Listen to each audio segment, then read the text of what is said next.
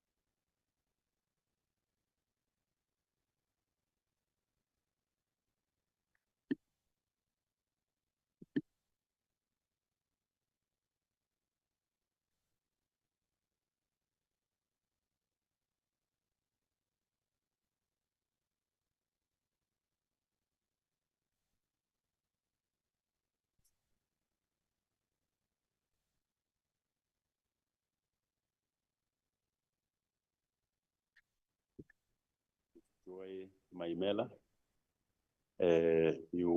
If you don't know her, you will see her when she comes to present, but I'm sure you already know them. The Chairperson of Higher Education and Training, Mr. Tebogo.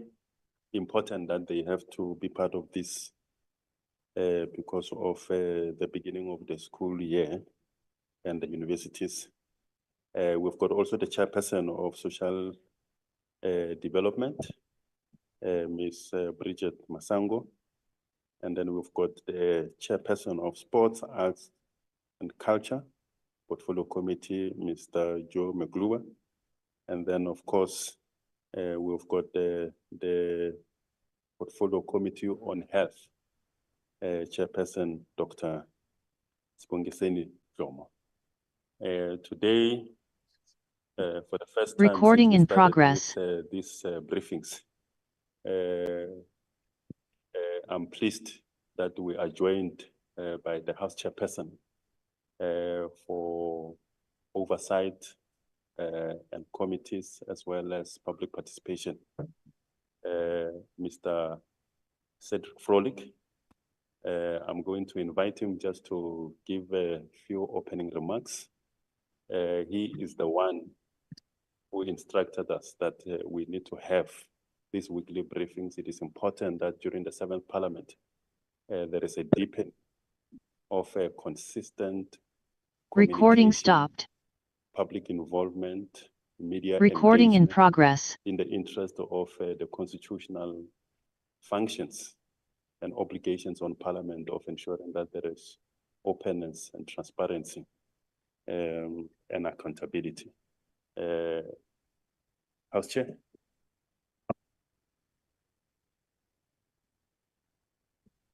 No, thank you, Mr. Motapu, and good morning to everyone that is here, the media, the Parliamentary Communication Services, and other parliamentary staff, ladies and gentlemen. May I also make use of the opportunity on behalf of the Speaker and the other presiding officers to wish all of you a prosperous new year. We're already hitting the second part of the first month, so time is really moving.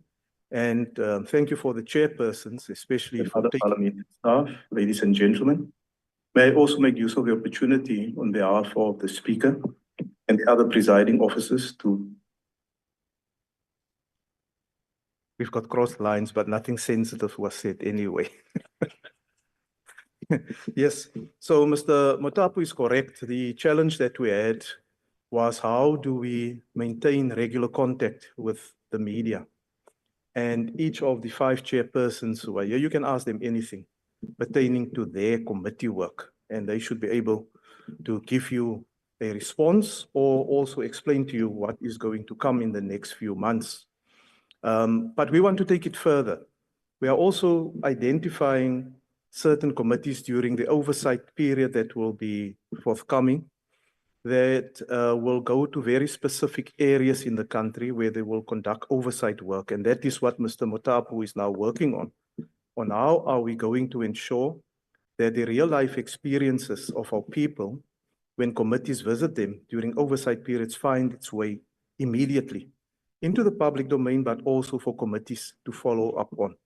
And I believe that cooperation that we're trying to establish and the link that we are enabling between the media on the one hand, parliamentary committees and portfolio committee chairpersons will go a long way in the distribution of important information, but also ensuring accountability when it comes to oversight over the executive. I always tell chairpersons of committees, when a media person calls you or sends you an email, respond. Don't switch off your phone. Don't ignore the email. Respond timelessly because it's a working relationship.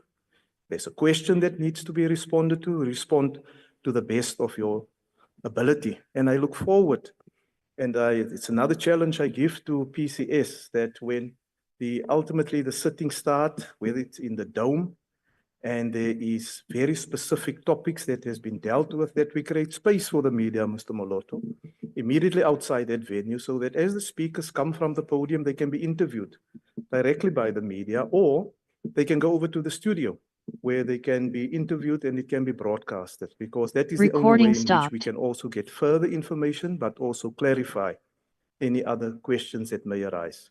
But thank you very much for your attendance. And I wish the chairpersons in front well. I told them now at the back when they were sitting, I said, you're sitting here as if you're preparing to write exams for the first time. The media is warm, very warm people to work with. There's nothing that should be an insurmountable challenge. But thank you very much for your presence, and I wish you well. Thank you.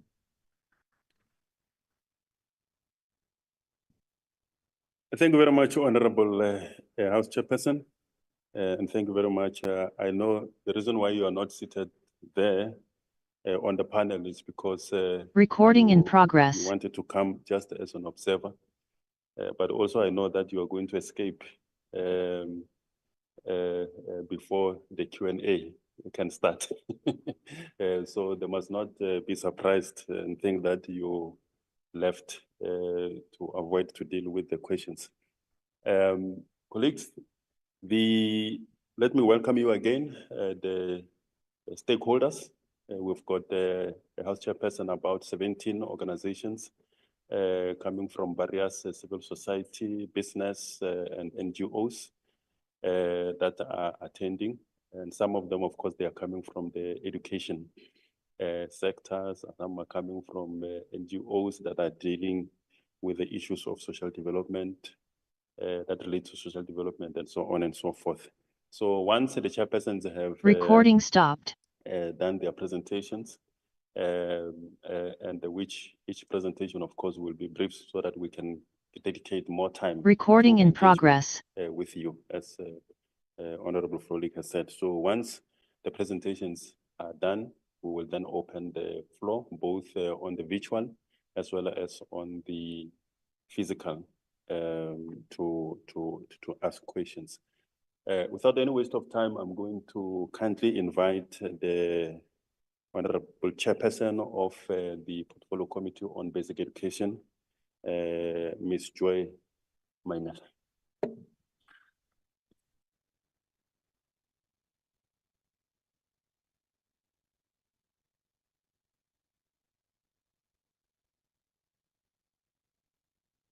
Good morning, ladies and gentlemen, and thank you very much, Mr. Moloto. Let me greet the House Chair and the fellow chairpersons of the Social Services Committees and members of the media and different stakeholders that are present today. As the chairperson of Basic Education Portfolio Committee, we really appreciate this platform to share with yourselves the work that we're doing as a portfolio committee. We are going to be focusing on 3 key areas, and we're going to firstly start with, of course, our reflections on the outcomes of the matric results. That as a committee, we're very happy with the results and would like to congratulate the class of 2024 for excellence and encourages those who did not do well not to lose hope.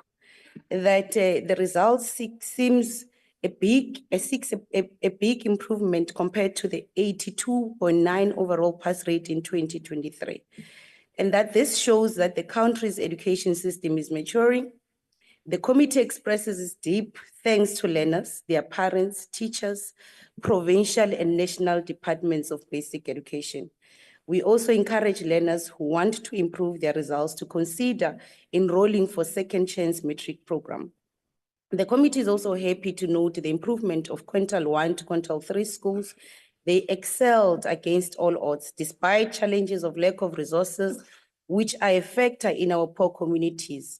However, our learners attended weekend classes, winter and spring classes to catch up.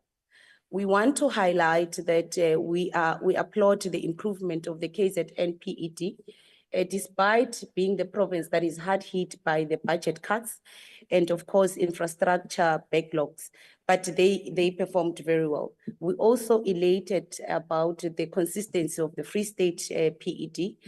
However, we want to encourage the province to improve their bachelor pass rates. We are also elated about the Northern Cape being the most improved province, and of course the Limpopo province, which moved from position 7 to position 6.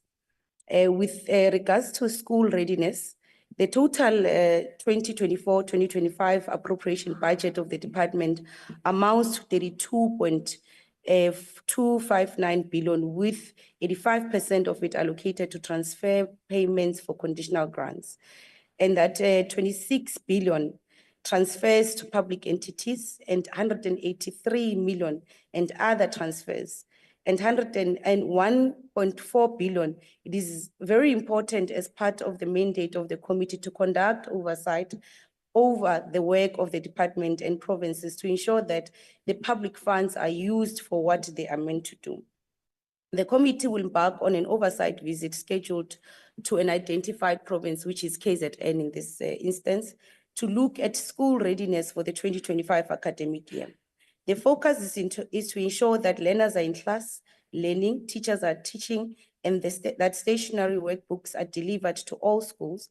That the committee will also focus on ECD implementation, scholar transport, nutrition, and curriculum matters. You would have noticed that the committee would have spoken about the challenges of scholar transport, especially in the Western Cape, in your farm areas, where many parents have raised issues with the committee on the provision of scholar transport, that there is a shortfall and that the department has not been able to provide answers with certain areas where they've discontinued scholar transport. So we're going to be focusing on monitoring the provision of scholar transport in the KZN area, but also will follow through with other provinces that are having the same challenges. We're also concerned about the admission challenges, especially in your Western Cape and Gauteng, where there is in Gauteng other areas inadequate placement of learners, but also concerned about learners that are unplaced. We would have noticed when we did oversight last year in the Western Cape that there were learners that were placed in schools in March because they could not be placed earlier. So part of our oversight visits as they pertain to oversight visit will be engaging on the admission of learners and placement of learners, especially in these 2 provinces. In terms of the teacher posts and budget cuts, the committee is extremely concerned about the budget cuts and their impact on what happens in the classroom. Several provincial education departments have indicated that the cuts will affect them.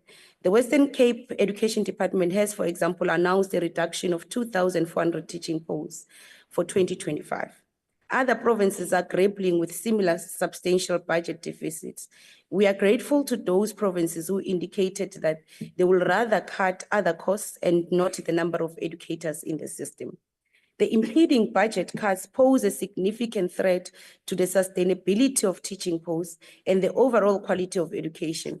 The situation necessitates urgent and coordinated efforts from both national and provincial governments to safeguard the future of the country's learners and educators. We've been engaging with provincial education departments for some time now on this matter, to encourage them to find solutions to mitigate the impact of these budget cuts on the frontline services, particularly teaching. We appeal to provinces to retain their current number of teaching posts to avoid compromising education outcomes. This is more importantly because we are going to be implementing the Bella Act. That means grade R classes are going to be compulsory, meaning you need more qualified teachers in school rather than cutting teachers. So we are going to continuously engage with provincial departments to ensure that they safeguard the teachers' jobs. In terms of the Bella Act, the Basic Education Laws Amendment Act 2024 introduces significant reforms. Some key provisions include compulsory grade R, language policy reforms, and admissions policy changes. The Act grants provincial department authority over school admissions, aiming to standardize processes and eliminate discriminatory practices, thereby ensuring equitable access to education for all learners. As I'd mentioned before, that there is issues of admissions in other schools. This is more prevalent in former Model C schools, where we've seen that majority of certain members of the community surrounding those schools are unable to get access to those schools due to the language policy. And we believe that this act is going to really intervene in that instance. While the Act introduces measures to address long-standing challenges, its successes will largely depend on effective implementation and the collaboration of all stakeholders within the education sector. The committee will monitor its implementation closely. We noted the extensive public participation process and extended opportunity for further engagements on contagious clauses. We reiterate our support for the Act and call on parties to adhere to the law. Furthermore, the members of the media over the past 2 weeks have been raising alarm on the Section 5, subsection 1B, on the issues of admission that speaks to the required documents for learners and parents on admission. And we want to give clarity to the public because we don't believe that we should add to the confusion. The Act is very clear that despite a parent not having the required documents, either for the parent or the learner, the school should admit the learner anyway. But the following subsection then says, the principal is obliged to advise the parent to go and secure those documents. So the media in other sections reporting that it is a free-for-all, that is not quite accurate. So the required documents are still required. However, the Act says when the learner comes to school, the learner should be admitted and the parents or the guardian should be advised to go and secure those documents. So the documents are still required in the system. We also then are focusing on teenage pregnancies and statutory rape. Teenage pregnancy remains a significant challenge in South Africa, profoundly affecting the lives of young girls and the broader society. Poverty, limited access to education, and inadequate healthcare services contribute to high rates of teenage pregnancy. Instances of sexual violence and coercion, including cases involving older men, increase vulnerability among young girls. The committee plans to work collaboratively with other parliamentary committees to address the matter and draft concept for the portfolio committee has been established to solicit public input on the issues of teenage pregnancy and statutory rape. We're doing this jointly because, among other things, it negatively affects young girls' completion of school. Many of the affected victims become pregnant as early as 10 years old. We would have seen this in the media just recently. This indeed calls for a societal approach, Public inputs will be solicited in the identified education districts and selected schools to improve the lived realities of learners who are the primary victims of statutory rape. Addressing teenage pregnancy in South Africa requires a faceted approach, focusing on education, healthcare access, and community involvement to safeguard the rights and futures of our young girls. Despite the improvement in the number of girls that are passing or that are staying in the schooling system, we are extremely concerned about the rates or the rising level of teenage pregnancy, but in other instances, the reported statutory rape. And as a committee, we said, we're not going to just fold our arms and watch and say this is a matter that belongs to other committee. We're also going to play a role in ensuring that we contribute to curbing this prevalent social ill that we're noticing now. We're also calling on the NGOs that used to assist in terms of education, the likes of Your Love Life, to come to the table and to work with the committee and to work with the communities to ensure that we curb the prevalences of teenage pregnancy. As a basic portfolio, as a basic education portfolio committee, these are the key 4 areas that we wanted to brief the media on, and that we hope the media will be following us as we combat the oversight visit in KZN, where we'll be visiting 5 districts and we'll be checking, amongst other things, the provision of scholar transport, the conditions of the infrastructure, and also we'll be checking that if the department is ready to meet that deadline in terms of eradicating pit latrine trailers by March. So those are some of the key issues that we're going to be looking at as we undertake the oversight visit. So from our side, this is all that we had prepared, and thank you very much for your attention. Thank you.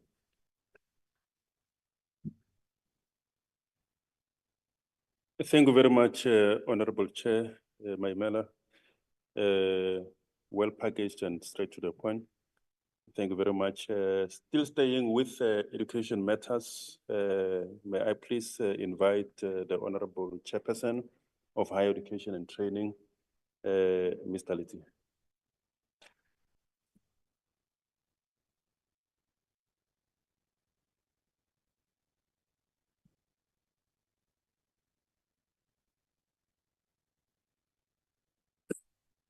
Good morning, Program Director, House Chair.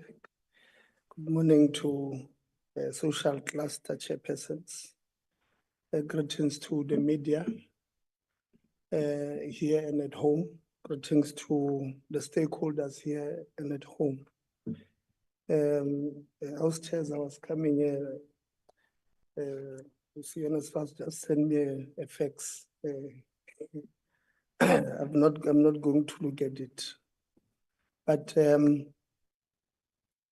we call on them, NSFAS, the National Student Financial Aid Scheme, to do due diligence in processing all the 2025 applications to ensure that all students that are eligible for funding are funded, and that there's been instances where NSFAS, especially last year, wrongfully funded students were not eligible, leading to defunding them in the middle of the year and taking students, mid-year out of funding, causing a lot of mental health problems.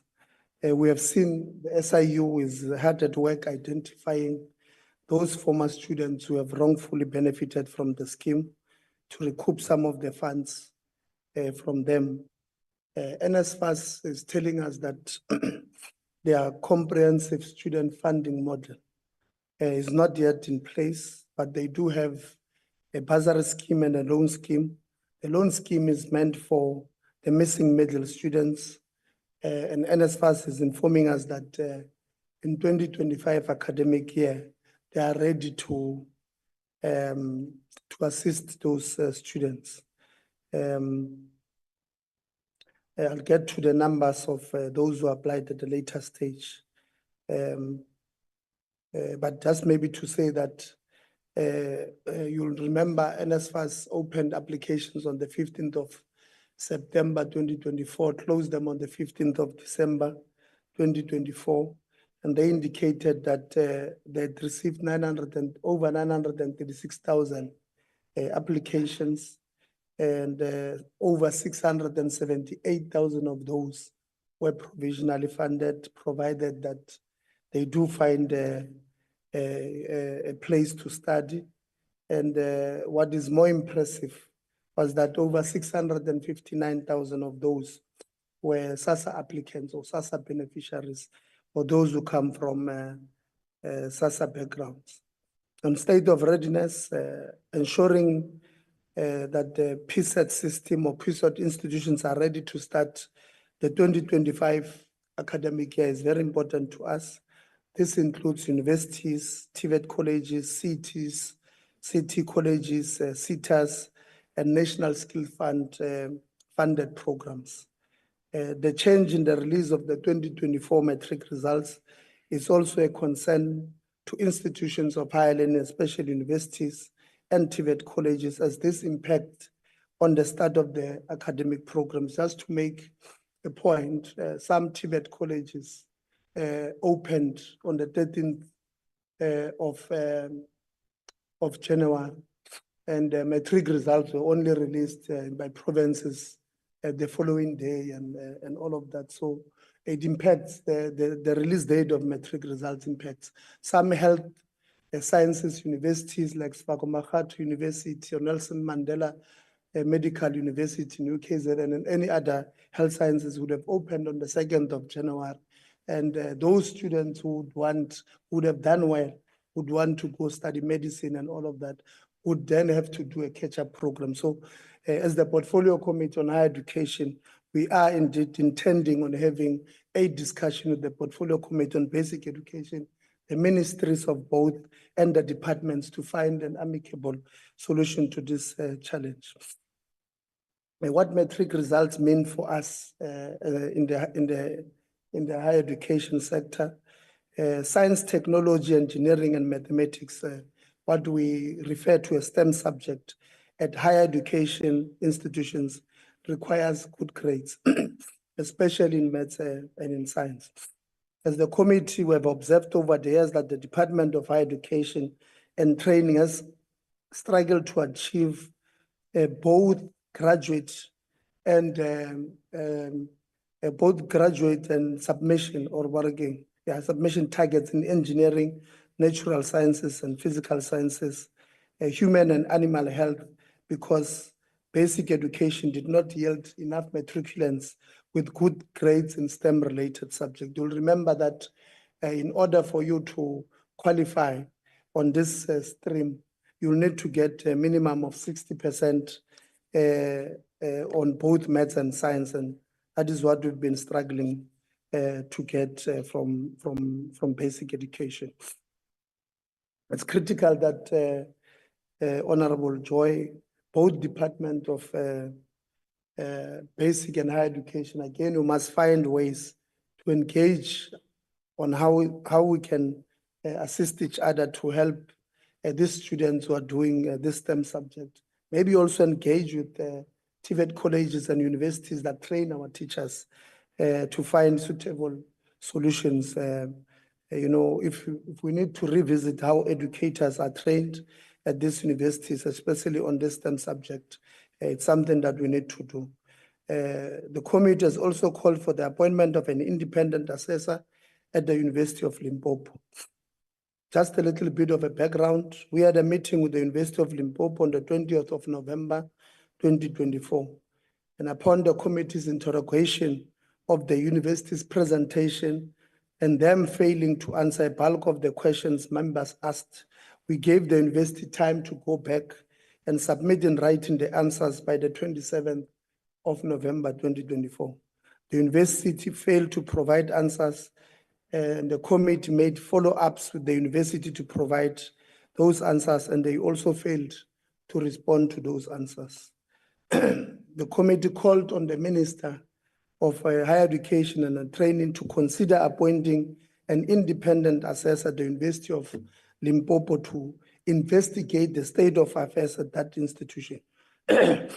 particularly on governance, management, and human resources as it relates to allegations of irregular appointments at that institution.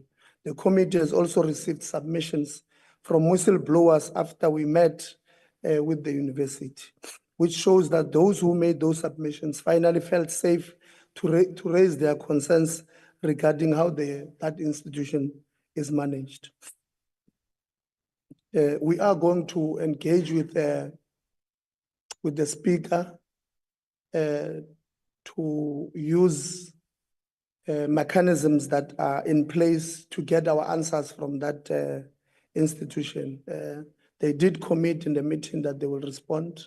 They will give evidence that they would have said they have, and they are just refusing to answer, literally just disrespecting the institution called Parliament. So we're going to engage with the speaker to use mechanisms in place to get our answers from that institution. Guided by the Higher Education Act, Section 44 and Section 45, we have indeed asked the minister to consider appointing an independent assessor to investigate the allegations of governance collapse at that institution.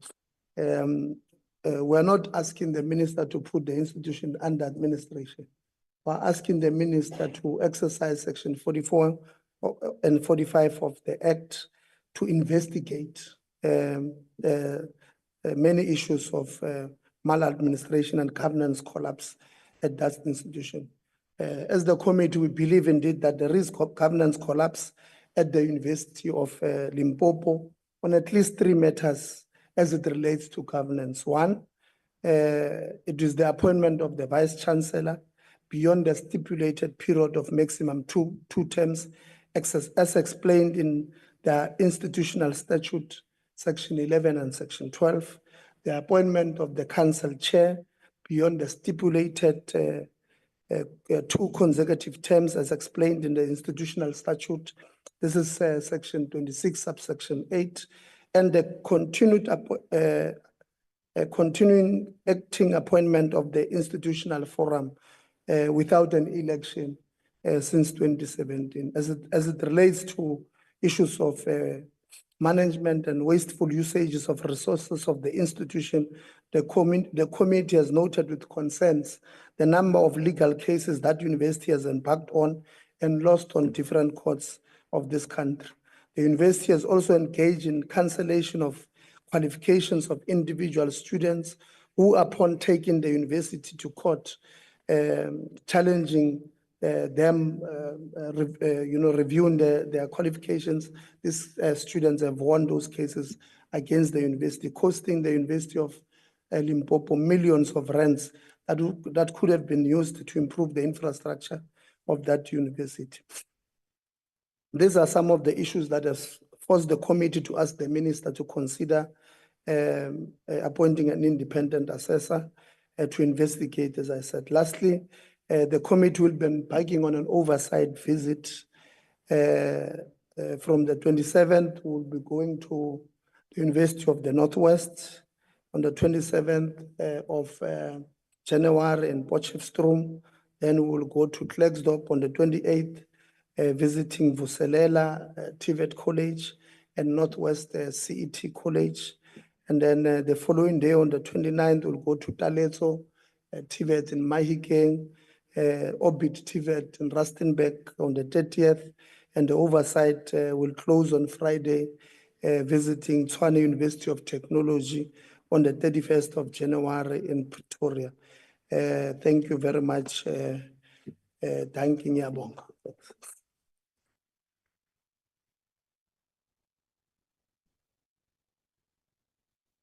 Thank you, Baya, voorzitter.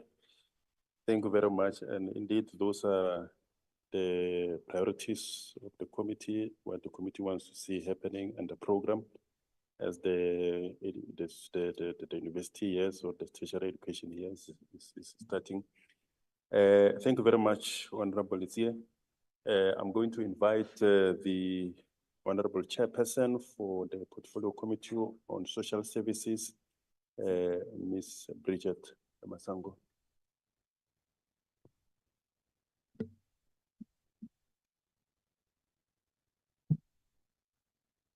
Thank you, Mr. Mlapo, and greetings to our friends in the media, and thank you, Chair of Chairs, for being with us, and colleagues. I'm just going to concentrate on a few items that we have as the committee prioritized as the year starts because of the work that we had done on these issues before Parliament rose, with the first one being the investigations into the social relief of distress grants and other grants that are being administered by the South African Social Security Agency. So the committee is keenly awaiting the finalization of the investigation on the weaknesses in the SRD grant application and payment system. This we started last year, and we are continuing with that because the committee is of the view that the investigation should be expanded to the entire system of application and payment of grants because there have been fraudulent activities that have been prevalent in the system. So there needs to be close working relationship as well with the other sister departments that help in putting together these applications, and one of which is the Department of Home Affairs, for example, because ID numbers are used for the application, and some unsavory activities have been identified in that system as well. So we have extended the investigation and gave the minister time to go away and do a much deeper investigation into the system.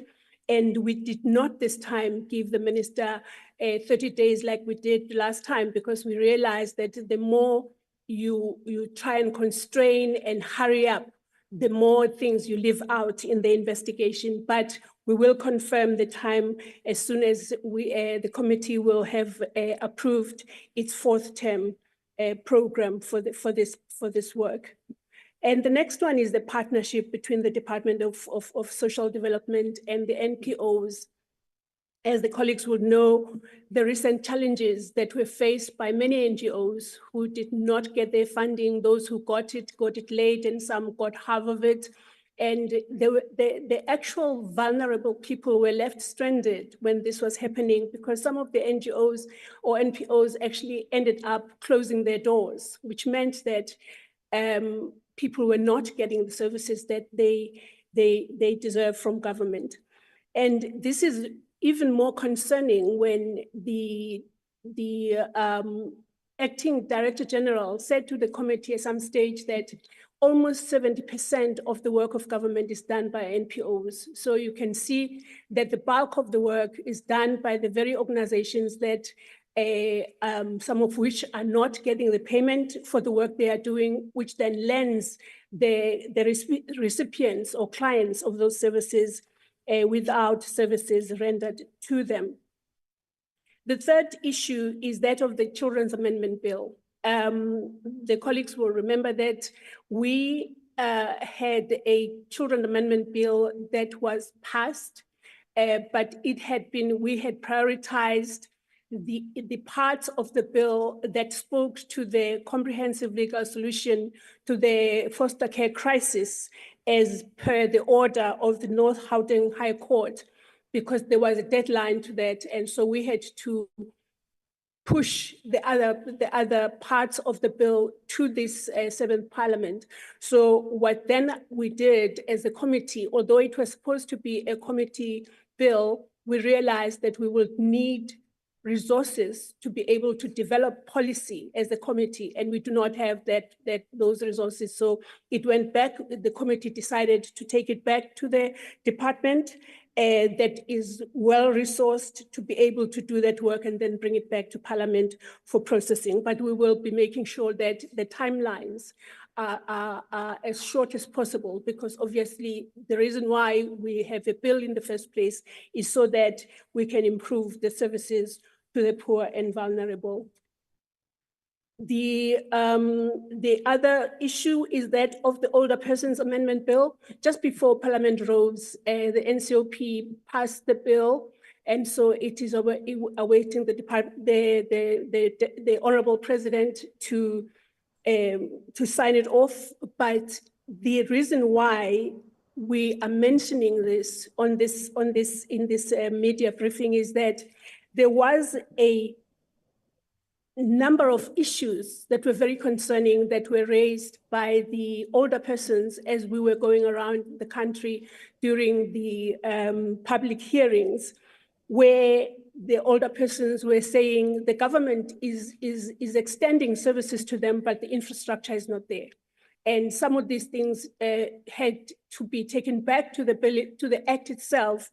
And so this bill will be very crucial to ensuring that the department is empowered to render the services to the older person. So that is what we will be doing at this coming year. We will be oversighting the implementation of these two bills, the Older Persons Amendment Bill and the Children's Amendment Act. And so during this period when we were on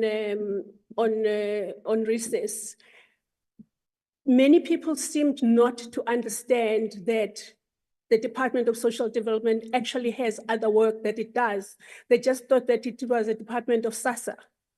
And so when I raised this issue with their colleagues in the committee, we agreed that we need to strengthen the oversight of the other aspects of the department, because the department is not just rendering grants, but there are other services like providing services of shelters, facilitating shelters to abandoned children, making sure that we work with the children's courts to approve the foster care grants and so on and so on.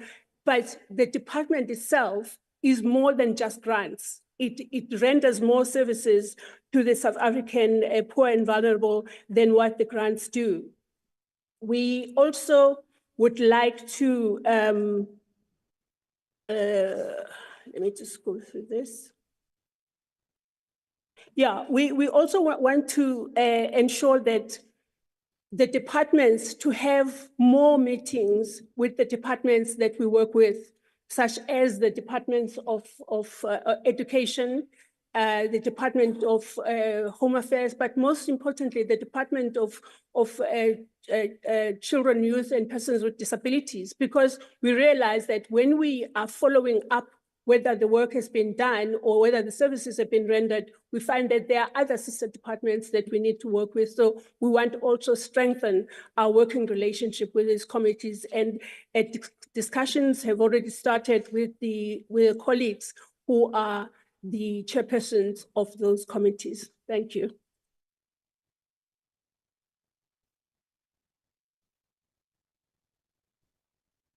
Thank you, Honorable Chairperson Masango. Quite concise and but detailed. Thank you very much. Colleagues, I'm going to invite the chairperson for the Portfolio Committee on Health, Honorable Dr. Jomo.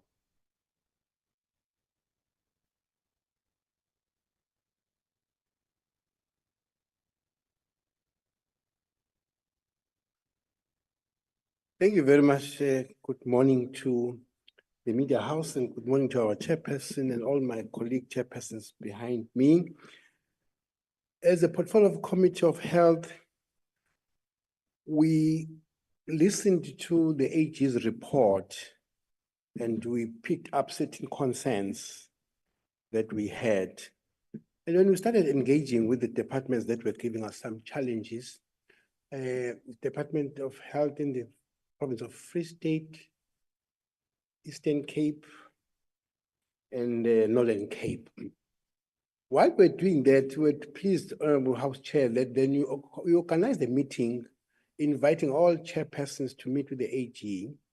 In that meeting, it strengthened our resolve as a portfolio committee that we had started on the right journey to engage with this department. So we learned something from that engagement.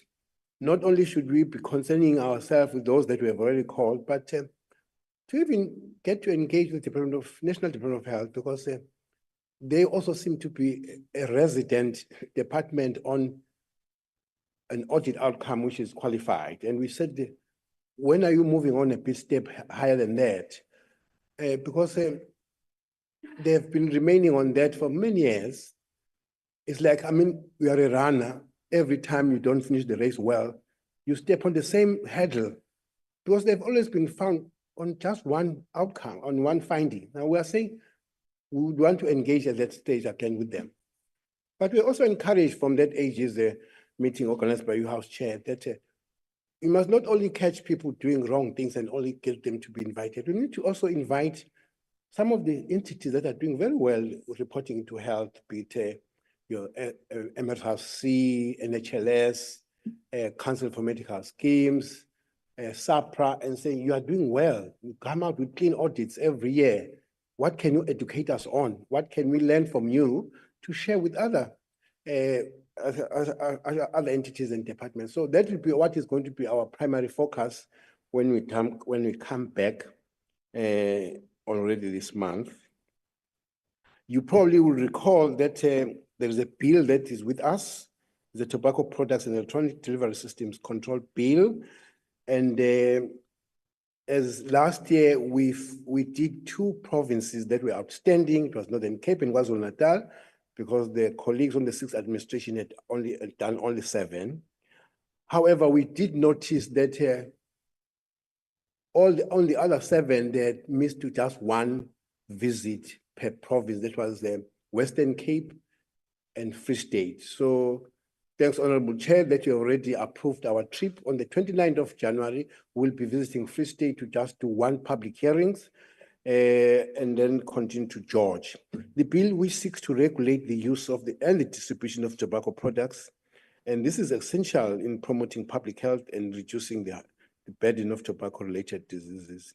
So we would then be completing that. After those processes, there's quite a lot of other institutions that have written to the portfolio requesting to engage and sit down and really present their issues. So that process will probably start in probably immediately after the SONA in February, March. We don't know the date as yet, but we finish this first phase, which this first phase will probably end on the 1st of February. There is something that has been coming in during the festive season, the deaths of initiates going for circumcisions, especially in one province, Eastern Cape.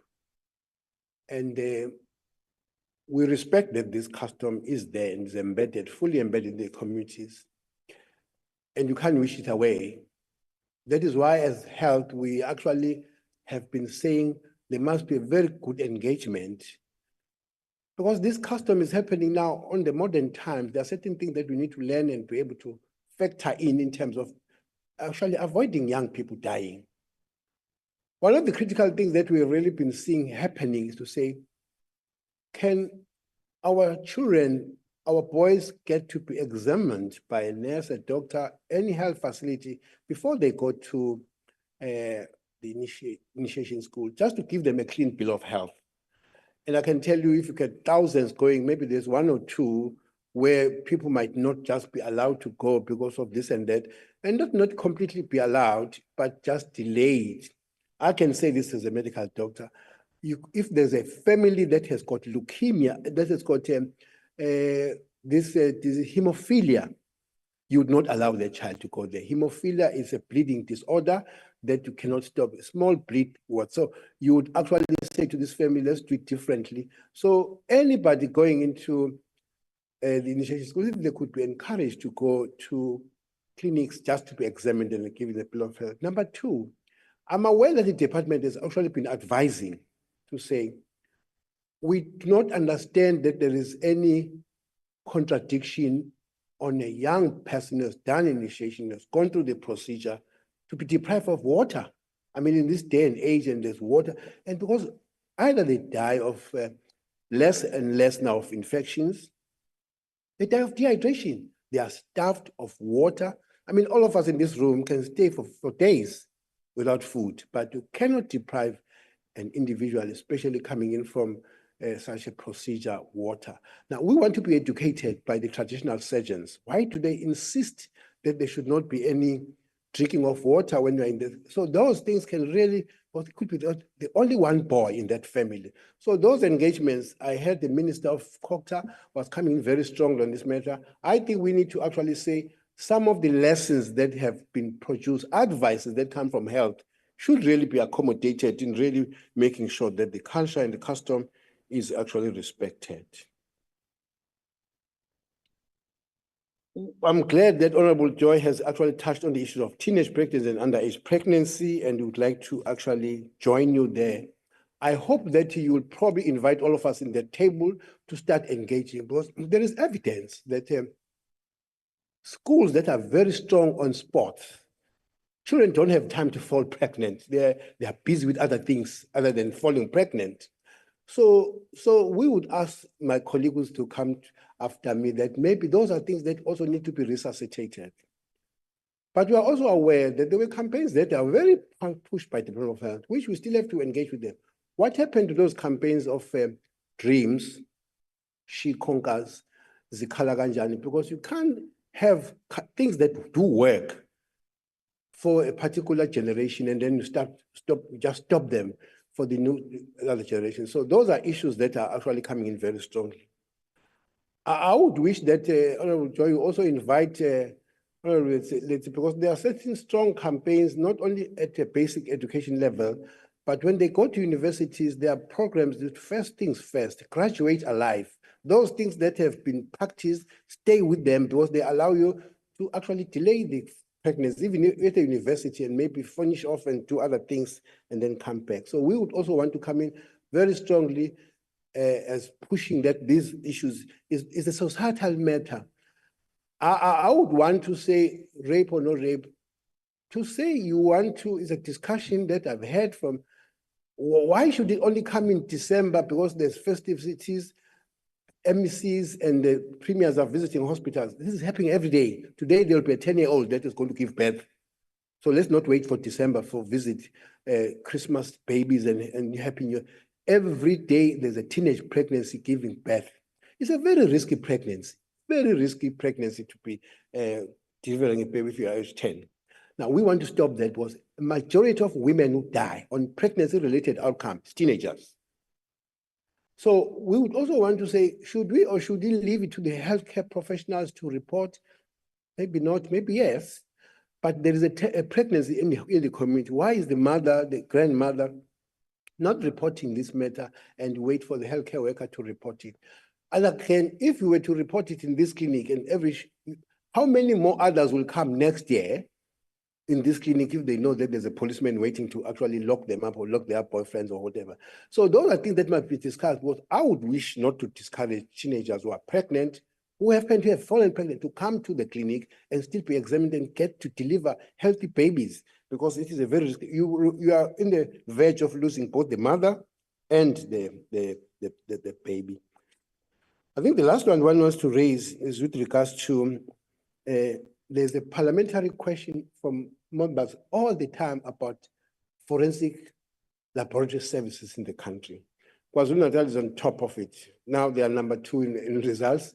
They are number 1 when it comes to bodies that are unclaimed and bodies that have not been buried.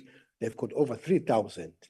Now, we were doing oversight to Northwest for a few months back, and we realized that this issue of unclaimed bodies is not a problem for Northwest.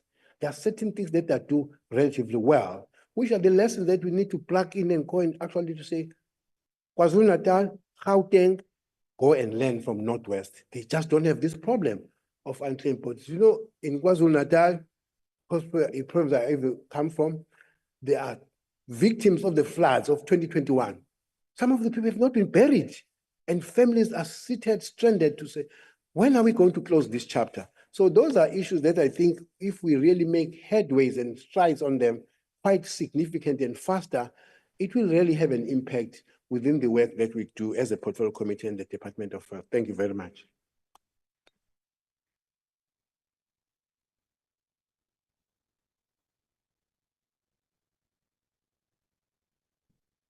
Thank you very much, Mkabela. for that straightforward presentation. Thank you very much. The last, but definitely not the least, I wish to invite the chairperson of the Portfolio Committee on Sports, Arts and Culture, Honorable McClure, and I think you are coming at the right time because I like what Chairperson Jome is saying, that sports is very critical in keeping the young ones very busy from falling pregnant. So yeah, thank you very much.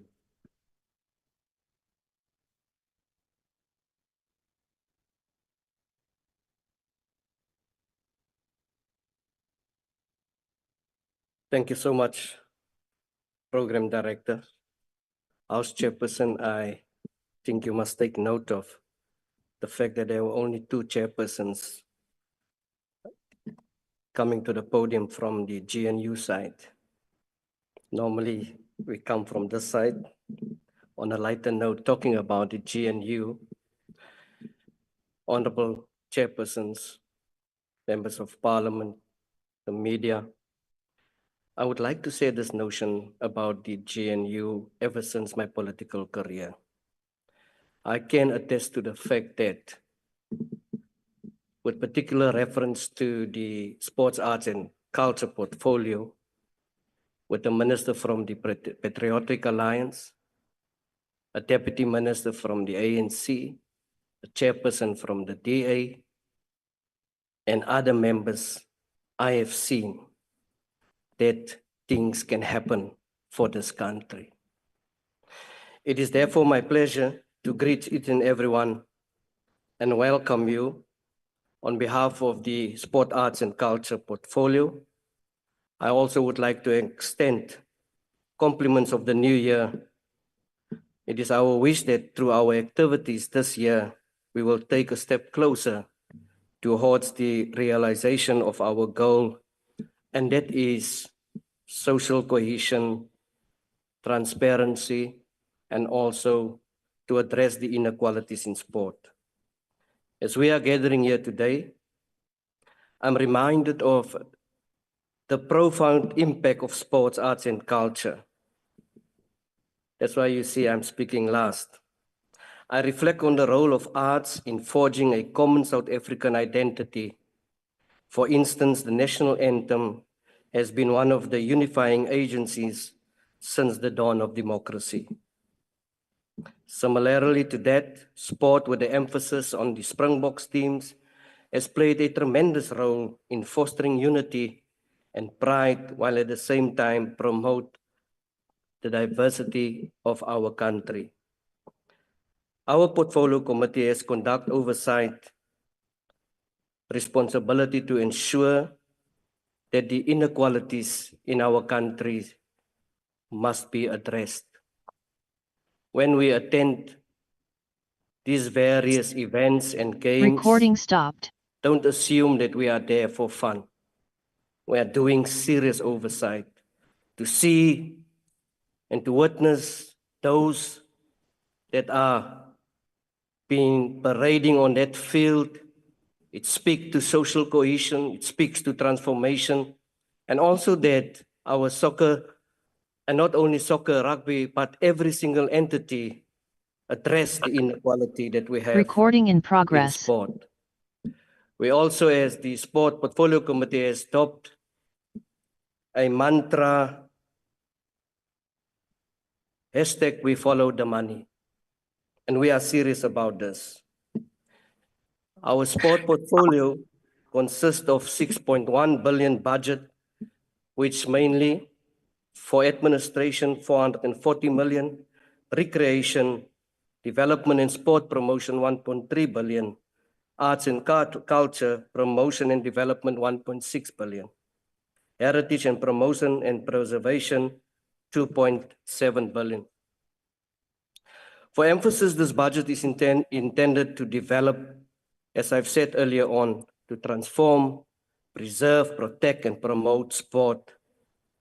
It is for that reason that the 7th Parliament of the 7th Administration must ensure that its goals and opportunities be created for those to ensure economic growth and to advance nation building. I must emphasize that our major engagement since the 7th Parliament was to meet with, firstly, the Auditor General to understand the legacy and the 3 years of what is transpiring within the department. And of course, yes, we have engaged with numerous various entities and thoroughly, robustly so, go through their reports. We've also have engaged with the 6th administration to establish the areas of concern. And I must say and admit that due to COVID, some of the oversight of the activities did not take place in the 6th Parliament. It is therefore for us a much bigger challenge to do our oversight on all of these. We've met and had sessions, various sessions with Boxing South Africa, and recommended the disbandment of the board, which the minister has implemented. We met with the Board of Cultural and Creative Industries Federation of South Africa. We went through all of their statements since 2015, and we've made a very strong recommendation to the minister also to have a forensic investigation into the affairs of the Federation. In October, we visited Sarah Baartman Center of Remembrance in Hankey, Eastern Cape. This is a very sore note of our entire oversight visit. Sarah Baartman development in Hankey has started in 2014. It was supposed to be 2016. It is sad to announce that we are now in 2025. We engage with the minister, we engage with Public Works, and I must inform the entire public that the Minister of Sports, Arts and Culture, Mr. Gayton McKenzie, has taken it up against himself to take back this project. And we hope and we believe as a country that we will see progress, because this is an indictment to the poor community. A very heartfelt moment was to witness on site contractors from Pretoria. The people of Hankey is hungry and there is no jobs. But we believe the recommendations also to have consequence management will be happen from both the Department of Public Works as well as the Department of Sports, Arts and Culture.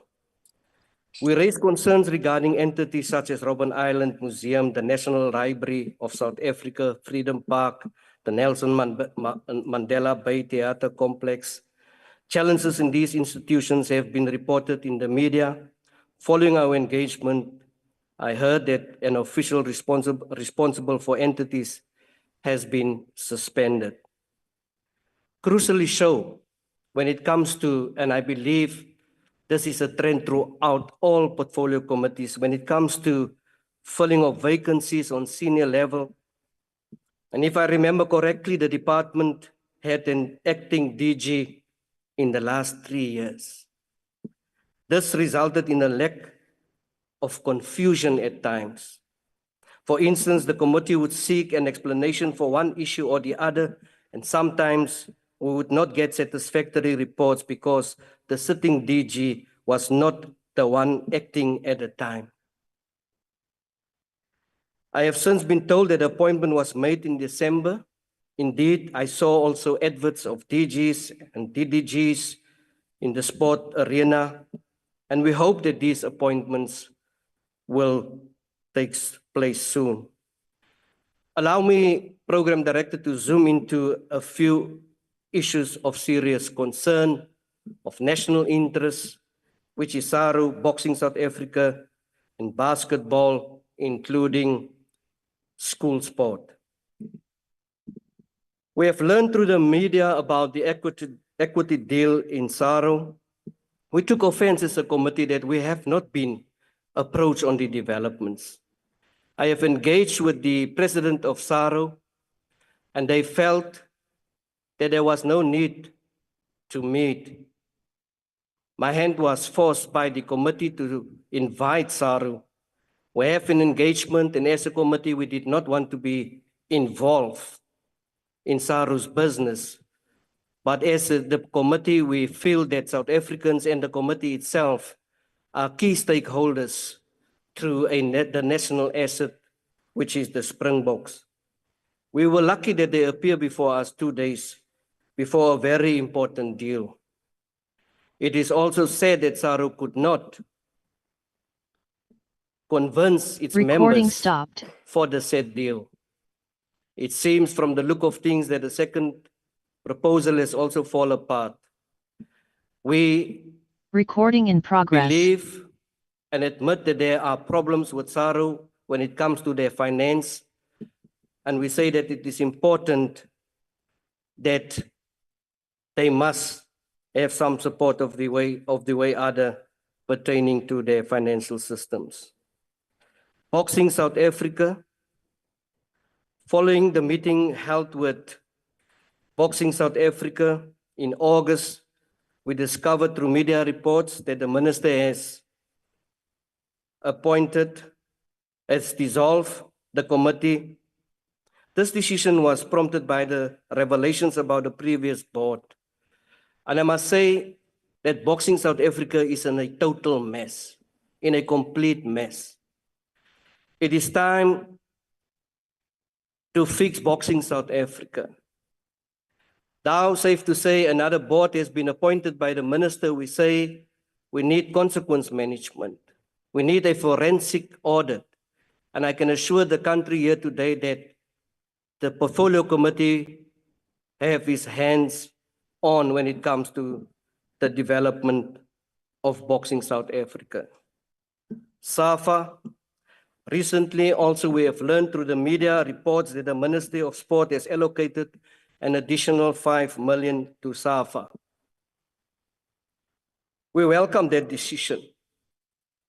We also welcome the decision in terms of the contrary announcement by the minister to say that he will now investigate. Boxing South Africa, SAFA's problems have been ongoing for far too long. It is for these reasons that we feel that the issues with SAFA undermine the development and the integrity of football, and therefore we have no other way but to invite SAFA to come so that we can assess their work and what they are doing so far. They have to appear before Parliament. School sports. I have been involved in this portfolio committee for some 10 years ago during the time of the late Honorable Butana. And I have seen ever since 2010 that school sports is falling apart. We cannot, as a country, getting school sports right. We have also requested to the Minister's Office the MOU that has been signed with the Department of Education. And we have said as a committee that we will honor that memorandum of understanding, and also we will ensure that the relationship is strengthened. But we will also would like to send a very serious warning to school principals, to school teachers, to the entire community and those who are involved in schools who are becoming a stumbling block that school sports cannot happen. We believe that with the memorandum of understanding that has been signed between the two ministers must get its rightful place. Basketball South Africa, all the BSAs are in a mess. On the 18th of October 2024, the committee has a virtual meeting with basketball, and we send them backpacking. A further disgrace is that they have approached the ministry for some help during a tournament in Gauteng, I think, if I'm right, or the Western Cape. They have been assisted with a 20 million rand has been granted to basketball. In the midst of challenges, in the midst of their books, that is not in order. So we also feel that the same financial help should be equally shared to other struggling entities, because the portfolio committee has become a boxing ring for what is happening within the department. Finally, it would be a disservice if I did not mention the sterling work that is done by Cricket South Africa, the sporting facility in Glabe Municipality, Kenton on Sea, my favorite place during my oversight in the Eastern Cape, the South African Library for the Blind, Amazwe, South African Museum of Literature in South Africa, African Heritage Resources Agency. We are greatly inspired by the work that is done by these entities. For us, we say that the Department, Sports, Arts and Culture and the entities should aspire and emulate their progress. They must learn from these entities. We think about the Springboks, their achievements at the World Cup in 2023 and the recent women's cricket South Africa's teams, including South Africa's test against Pakistan, that has taken the country to the envisaged goals. While I'm talking about cricket, I would like to make a clarion call to Cricket South Africa to make the announcement on the local organizing committee, those who will work with the World Cup. I am aware that there are currently movements pertaining to this announcement, but we are 2 years from the Cricket World Cup. We should not take it for granted, even though we are co-hosting, but we would like to engage with the LOC. As a committee, we have a situation where SAFA has announced 4 years before the time and have made the necessary arrangements. We are aware of the committee that there are problems pertaining to structures in East London. There are problems with the cricket field. These challenges should be addressed because it is also earmarked, East London is also earmarked to host.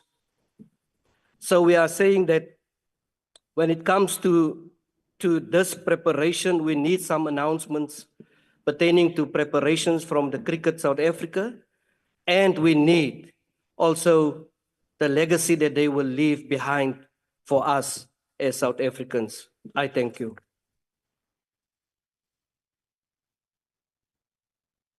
Thank you very much, Honorable Chairperson Maglua. Colleagues, there is a briefing from the Social Services Cluster. I know it was information packed with a lot of information, so you are spoiled for choice in terms of what you are going with, in terms of your publications. So we did say that we want to dedicate some time for Q&A to allow the chairpersons to engage with you on any issues that need further clarity from their presentations, or the issues that you feel need to be addressed by the committee chairperson. So we do have colleagues who are joining us virtually, and then also we do have here in the physical media briefing. Recording stopped. So we'll give both platforms an opportunity to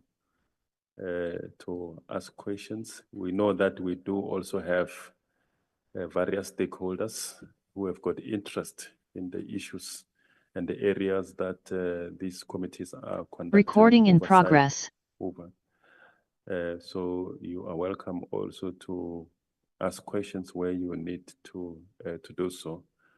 But may I invite the members of the media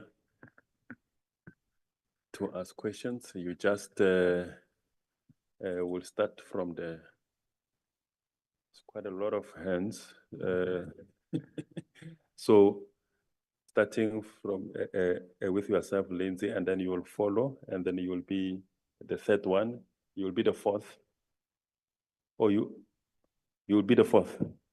Okay, and then you will be the fifth. You will be the sixth, seventh, eighth. So I'm going to ask, and then you will be the ninth one.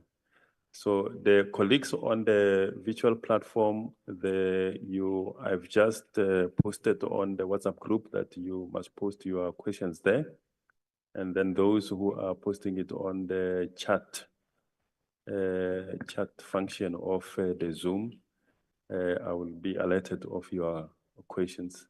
Because there's quite a lot of question hands, I'm going to ask that we be straight to the point in terms of just ask a question so that we can be able to deal with all the questions. And also, please indicate to whom you are directing the question. And I'm going to ask the chairpersons that because they don't have the luxury of talking from here, because the microphones are there. They are the ones who are supposed to be quoted, not me. So for all the responses, they must be made there on the podium. Thank you very much.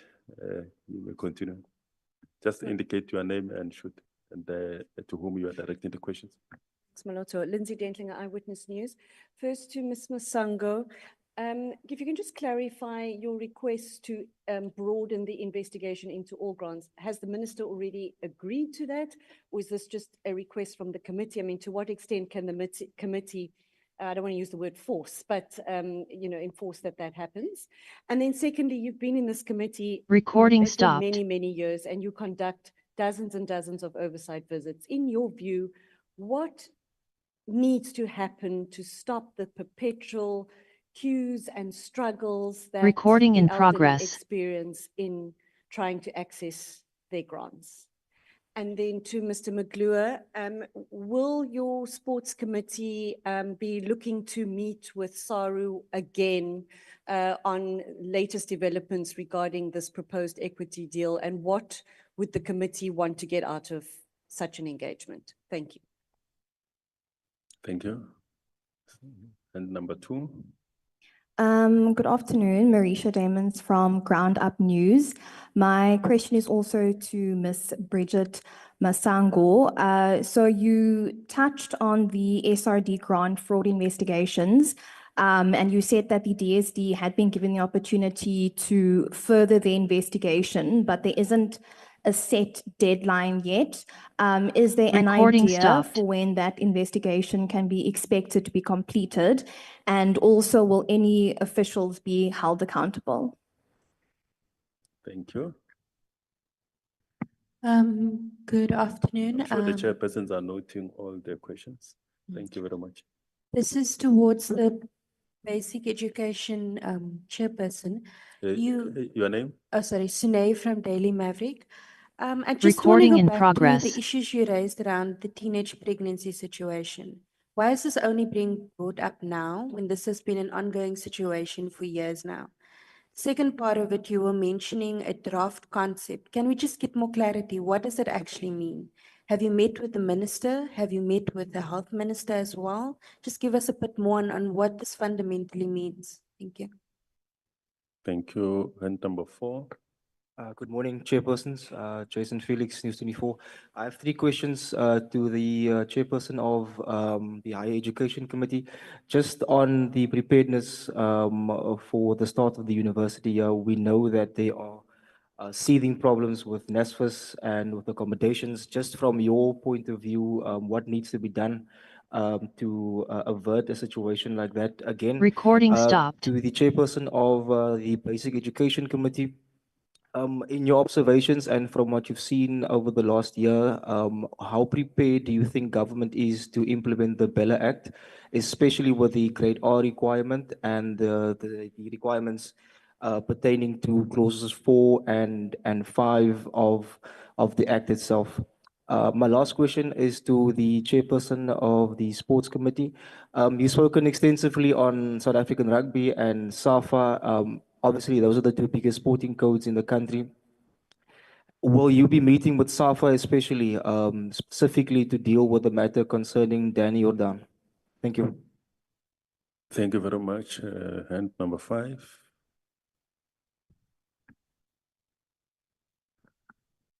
Hi, Siyabulela Sandi from Zero Dropout Campaign. I have 2 questions for the Honorable Joy Mamaile and 1 question for Honorable Dr. Lomo. Chairperson of, Your first question is to? I have 1 for Dr. Lomo and 2 for Honorable Mamaile. My money. Maimali. Joy. Maimela. Oh, Maimela, of sorry. Maimela. Okay. My sorry. apologies. Yeah, the first question to the chairperson of basic education is you mentioned how well the matric class of 2024 did. But one of the, I guess, like the worrying figures that came out of that report is the throughput rate, which showed a 0.9 decrease. And the minister made account of, learners changing schools to IEB schools or learners going to TVET colleges. But these numbers are insufficient. They know what to be found in the report.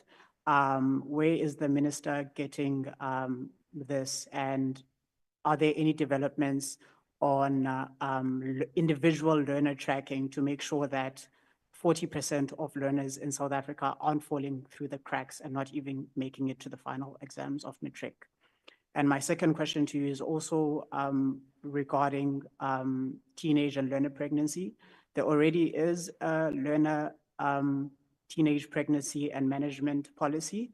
How is this one different? And what's going to be done on the ground? Because we keep developing these policies, but these matters keep exacerbating. So what's going to be done practically on the field to ensure that these young girls aren't finding themselves in these situations where they're getting pregnant? And my question for Dr. Lomo is related to the initiation sites. Yeah, so I just want to, as well, this is something that's been happening for decades, right? Every year, young men go up to the mountains, to the initiation sites, and every year there's reports of this many died, this many are in hospital. And I find it quite insufficient to say that, we are trying to engage, or health must engage, because that's the same message every year. Practically, again, what's being done? Are there any laws that are that are in motion to be implemented? Because these things also affect basic rights. You can't deprive a child of water. The environments that they stay in these sites, aren't healthy, they're not good enough, So what's being done practically, yeah. Thank you. Number 6.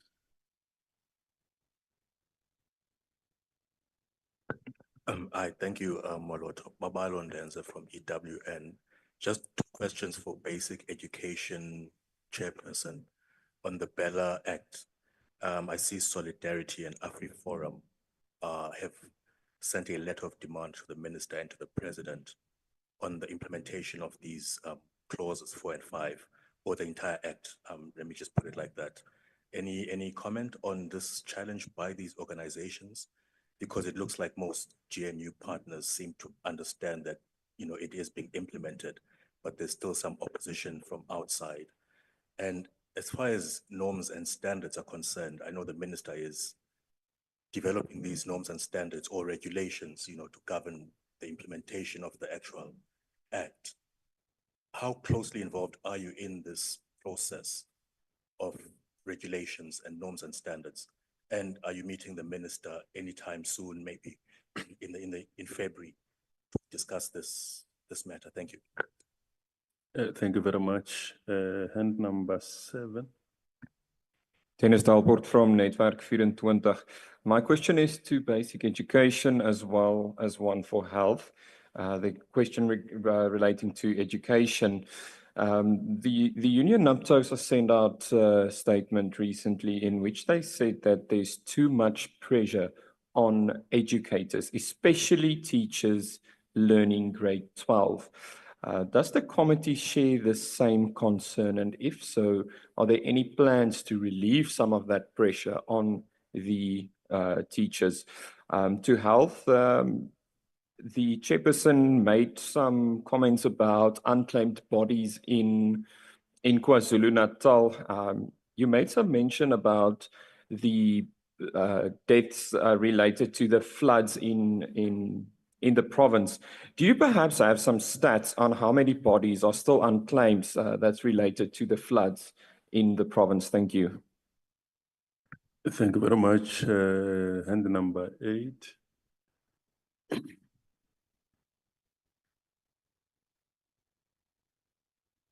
Is hand number 8 covered?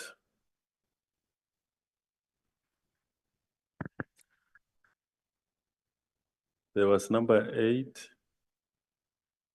If Okay, let me take it on to. is there any other hand that is remaining other than 8? Okay, so you are 8 and he is 9. Okay. Yeah. Today on to health and higher education and training. Your name first? Tanda is my name. With specific reference to the economic cash squeeze, I think all over the globe, we are running through and going through the cash squeeze. There's not enough budget to do things for the nation, for the people's lives. I'm having in mind engaged scholarship and the budget that goes to the 2 departments that the Minister of Finance handles every year. Budget that goes to health, specific reference to health and higher education and training and basic education indeed. Onto the findings of the TVET and the scholarships handed to the universities. How much effort is being put that those findings translate into real world solutions? I have seen some of the universities engaging in this, where the communities are part of the research titles and research topics. In other words, in a way of answering their issues on the ground, other than letting those findings develop dust in the journals and the conferences without going down to the communities. So in a way of handling the budget, whilst at the same time issues on the ground are being answered. I'll leave it there. Thank you. Thank you. And the last hand, number Thank 9. you. Good afternoon, Robin Persensi with the organization Undoing Tax Abuse. I have 3 questions, which I'll keep quite concise, and they're all for Mr. Letsi. So first question regards the compensation of whistleblowers. So we have seen recent reports in the media, for example, the National Lottery Commission has committed to compensating whistleblowers. SARS in the past has also said something similar. And my question is that if the portfolio committee were to receive a request and motivation for compensation of whistleblowers in the Department of Higher Education, would you support that? My second question regards NSFAS accommodation. Now, a question has already been asked in that regard, but I do want to be more specific and ask if the committee has been informed of the rate that NSFAS will pay for private accommodation this year, and if it has been informed of that, if you'd be able to share that with us here today. And then lastly, my third question is around services SETA. Now, on the 9th of October last year, the board and executive management of services SETA appeared before the committee, and they committed in that meeting to implement the recommendations of the Werksmans report and to, of course, report back to the committee. Now, following that, in December of last year, Outer learned that the acting CEO resigned and that a new acting CEO has been appointed. My question is, was the committee informed of the change in the executive structure of services SETA? And did the committee in fact receive any feedback from services, SETA with regards to the implementations of the recommendations of that report? Thank you. Thank you very much. Are there any questions from? If there's another hand. That means I've never allocated you a number. You gave me number 9. Number 9? I thought so. Okay. Okay. Continue, Brajwa. Thank you.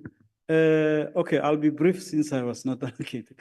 My name is Joseph Musia, and I'm an independent journalist. I would like to put a question to the Chairperson for Basic Education. In your clarification of some of the clauses in the Bella bill, you spoke about, you tried, or you clarified about the admission policy where principals are advised or obliged to advise parents to go seek documentations. At what level do parents take responsibility for the education of their children and making sure that they have, I mean, if a parent doesn't come back with the documents, what happens to the child? If there's an obligation on the principal, and so it is an issue of, you said that people were being scared or something like that. But I'm worried about it. It's one of the issues I would have asked on the Bella bill, but it is the one you raised, so I will stick to that only. And Mr. Maglua, on the issue of the museums, you spoke about the Sarah Bartman Center. My understanding is a lot of these museums, especially that honor struggle heroes and all, they are all, not all, but the vast majority of them are in what you call a mess. Is the committee concerned that these museums are started, but there's no follow-up as to how to keep them alive, because there's a problem of funds all over for everybody. But are you concerned that actually these museums are in the end gonna close down and we do not have them for those people that they were honoring in the first place? Thank you very much. Will I be correct to say that there is no other question virtually? I see. Okay. Nehao, question. Thank you, Mr. Mutab, and good afternoon to the honorable members. And thank you for the opportunity. I think we just have questions to 4 of the chairpersons. I think it's Nehao, we are Health and Education and Allied Workers Union. So the issues discussed here, health and education, they affect our constituents. So just on the higher education chairperson, starting with the administrator, that his term, we note that it has been extended until March. There was a gazette last year by the minister. Now, the question we have is that how far is the process of appointing the board? Because that to us is critical, because there's instability at NSFAS, and the administrator is proceeding to initiate processes that, in our view, he shouldn't. The decentralization, for an example, you know, so we want to check whether the committee is impressing on the minister to expedite the process of the board. That's the first issue there. Also, you talk about the state of readiness in the higher education sector. most of these institutions, in fact, I'll cite one example, there's an instability at the College of Cape Town, for example. The principal there suspended, of course, because of Neharu's intervention, but there's a challenge of finalizing that process and ensuring that there is a principal fully appointed who can then take the college forward. Just yesterday, we're dealing with the issue of College of Cape Town not wanting to renew contracts of about 70 lecturers. So is the committee keeping its finger on the pulse of the institutions such as the TVET, as I've made the example of the College of Cape Town? Now, the issue of the missing middle, the funding criteria there of 350, between 350 and 600 and 600,000, and the challenges that it had in the 2024 financial year. Is the committee assured that this year, 2025, those challenges that were picked up by NSFAS last year will be resolved? So I think that's what we want to say to you, Chair, of higher education. And lastly, the Vice Chancellor at UCT, the new Vice Chancellor,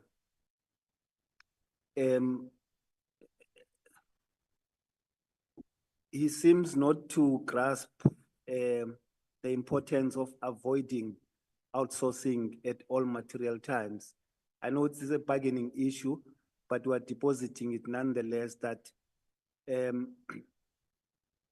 the committee, when it deals with issues of higher education, in fact, all the committees, they must ensure that they engage organized labor in those respective institutions.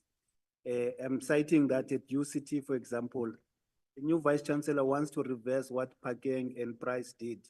He just wants to reintroduce the issue of outsourcing of the services there. So we want the committee to pay particular attention to that. I'm stepping off now on higher education. Health, Chair, similar to higher education, in the Western Cape, Chair of Health, you find a lot of outsourcing in hospitals in the Western Cape. Outsourcing of even critical and basic services that the department should be offering, such as the porters. The porters in most of the hospital, Groteskir and elsewhere in the province, they outsource those services.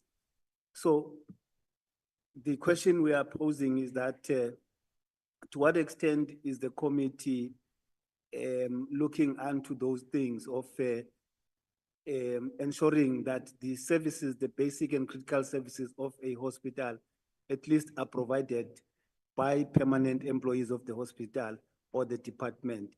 So that's the concern we have. I'll leave the issue of NHI. It's a political issue which my leadership national is dealing with. But I just thought, let me highlight that one. Social development. Thank you, Chair, for saying that you are following up on the issue of funding of NPOs, because we are dealing with a lot of Section 189 or retrenchments from old age homes in particular because of the delays in funding. So those old age homes end up having to lay off workers or retrench workers. So it's important what you said, that you are following up on that to make sure that funding to NPOs is not delayed, because it not only affects workers, but it affects the beneficiaries of those services. I think the question to you is about the safety of SASSA officials as well as social workers. We know in the Western Cape, in Cape Town in particular, a number in Kailicha and Kukuletu, our members who work for SASSA, they've been held at gunpoint, equipment stolen from the offices. Social workers, when they visit, especially probation officers, when they visit children in home, whatever work they are doing in communities, they get hijacked.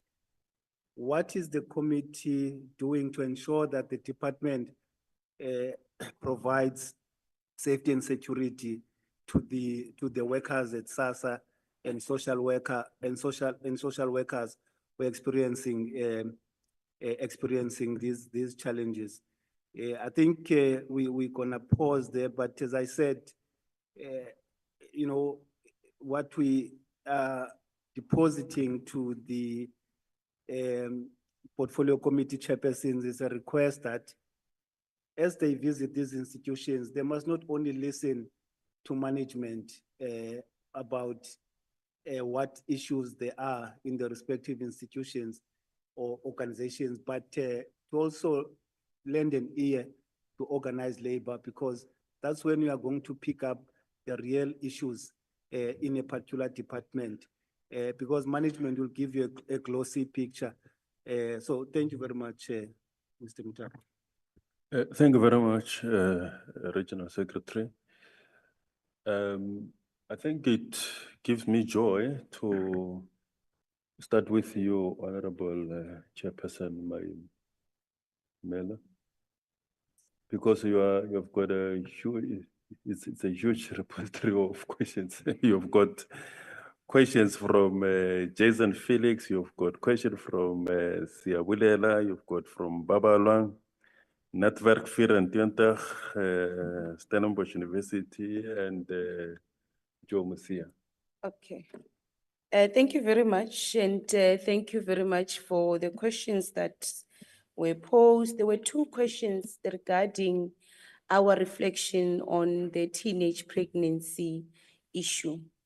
And when we presented, we mentioned that we have currently drafted a concept document. And the question correctly put is what is different, because we've got various policies that speak or interventions that are in place that seek to deal with the issue of teenage pregnancy, especially as it relates to teenage learner pregnancy management. Now, what the concept document essentially does is to say, we've been trying to deal with this problem and seemingly we are not winning. What are we not doing right? So it evaluates the previous, all the interventions that are in place. We actually, in the concept document, interrogate the different policy documents that we have and the interventions, the different programs that Uba would have spoken about, even programs that we would have implemented ourselves as basic education over time. We're interrogating all those interventions and we're saying, what is not working? What do we need to improve? What do we need to enhance so that we curb the prevalences of teenage pregnancy? So that is what is different about it. So it's not a policy position, it's a draft concept document. Hence, we're saying we're going to engage with various portfolio committees that are involved. We're going to engage stakeholders. We want to also bring parents, we want to bring teachers and all other concerned parties, including learner representatives. There is different organizations that represent learners or LRCs. We're going to engage them as well to say, with all these things that we've done, what is not working? How do we improve? Because it is becoming an alarming problem. So when you ask why now, it's not because of just the December or which Uba Budlomo is correct. We shouldn't be hearing about these reports only when MECs visits hospitals, because they are happening every day. But we are mentioned in South Africa as having one of the highest teenage pregnancy prevalences. The other aspect is that there is now a rise in what is GBV, statutory rape, because we must distinguish between the two. There is statutory rape. A 10-year-old who's pregnant, that is rape. It's not teenage pregnancy, it's rape. So we must distinguish between the two. And we are saying now there's high prevalences of the statutory rape, which borders on GBV. And in many cases, with the policies we have in basic education in schools, they don't necessarily speak to teachers having the ability or the capacity or the guidelines to counsel and deal with learners who have experienced GBV. which is statutory rape. So we need to then speak about how does the department ensure that the social workers, teachers who identify these learners who've experienced this abuse, how do they deal with those learners? So that is one of the issues that are going to go or that are in this current concept document, which is still a concept document. We've engaged with the department, not have we not met with them, so we've engaged with the department on various other issues in the past, in the last year. One of those were on how do we ensure that the provision of sanitary towels. So many other issues that supports and speak to giving support to the girl child. We've engaged with the department and even on teenage pregnancy. And we are still going to engage with the department in this current year on this specific concept document and on working together with other departments to ensure that we deal with the situation, because the chairperson of Portfolio Committee of Health is correct. Why is it left to only the healthcare workers to report when there's statutory rape? Where are the teachers who would have seen the learner if the parents and the community is not speaking? So this is what we need to engage on. How prepared is the department to implement the Bella Act, especially the grade R, the compulsory grade R and section 4 and 5? Now, we've engaged with the department on this matter. This is a question we've asked the department last year already, even when the president had said it's giving extended time for other stakeholders to engage. We asked the department, are you ready? Can you prove to us that you are ready to implement the act? Because we were confident all along that the act was going to be implemented. We were confident because there was an extensive public participation process. And South Africans and different entities were very clear on how crucial this act is. So we were confident that the president will yield to the call. The department firstly assured us in terms of the grade R, compulsory grade R. Already the department is providing grade R.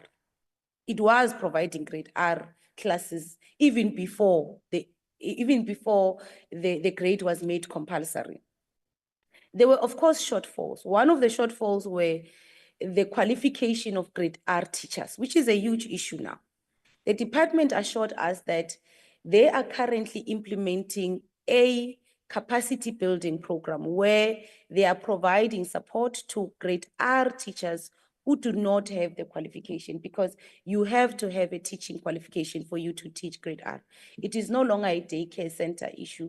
It is really about now education. So they assured us that there is that program. We've looked at the program and we've said they need to enhance it because there's many grade R teachers in the system and others are not catered for, and so they are going to be left behind. The department did raise a concern in terms of infrastructure. So you need classes, you need teachers. They raised a concern, but they said because they have been implementing this grade, it is not going to be a huge backlog. Although, of course, the Department of Basic Education here in the Western Cape was the one that raised major concern about the budget. They were saying, no, it means we must have more money. And we were saying, but you've been providing grade R. How have you been providing grade R classes? But we also said, substantiate this thing of you saying it's going to cost you an arm and a leg that you don't have. We said, substantiate it. Show us, and they were unable to show us. So where we are, we believe that the department should implement the Bella Act without any excuses, because we've engaged on our state of readiness and they assured us that they are prepared. In terms of section 4 and 5, one of the section 4 and 5 is yourself who raised the issue about undocumented learners. Now we must clarify the issue of the undocumented learners, because how it is reported is misleading. Firstly, the clause is as a result of previous court cases against the Department of Basic Education, where the court ruled that our School Act of 1998, clause 15, which spoke to a parent being obliged to deliver or present a birth certificate to a principal prior admission, they said it was unconstitutional. The court said it is unconstitutional. we must protect the right of any child to receive education. And it is because there are different circumstances, and you should understand. In other instances, this happens when Omakulu or the grandparents at home are left with children and their mothers are not there. And the grandparents can't produce any form of documentation for the learner. So the learner can't stay at home because the grandparent can't. So that clause says the grandparent then should go to Home Affairs, go to various entities to say, how do I secure documentations for this learner? But that in the meantime, the learner must be in class. That was the court case ruling saying it is unconstitutional for you to deny that child because they don't have a birth certificate. But the other one is Section 21 of the same policy, of the same act that said foreign national children had to produce documents before they can be admitted. The court also said that is unconstitutional. So this provision is actually a response to the previous pieces of legislation which the court said it is unconstitutional. It's illegal because you must protect the right of a child to receive education. So yes, of course, parents should take responsibility for their children, and we encourage that. So we should prepare, and we will encourage it. But also, we should understand the circumstances in many cases as to why do you have children who come to school and they don't have documents. But the Act still says it is important that those documents are secured. The issue of the matric result, the dropout rate, correctly put, I mean, the department has reported to us before, even the matric results outcomes, that you have 1.2 million young learners starting at your grade 1, but only 700 and something write examination. So there is a huge number of learners who we can't account for. So I do not know if the minister has the correct statistics in terms of how many of those learners went to your TVET colleges, how many of them decided to change subjects and that, because I don't think we've got those statistics. And as a portfolio committee, that's what we said to the department when we had this conversation, that you don't have a tracking system as a department. And it is unfortunate. We need to know and account for each and every learner that we lose in the system, because there is a substantial number of those learners that are lost in the system. Hence, when you speak about unemployment rate, you speak about the NEET group. So these are young people who don't have matric, and majority of them have not completed. They are not in education, they're not in any training. So there is that issue of not being able to account for that number. That and we can't for sure. I'm sure the minister can respond for herself as to if she can substantiate those statistics. But from where we are standing, we don't have those statistics, and we simply say the department should create mechanisms to track all the learners that enter the system until they conclude.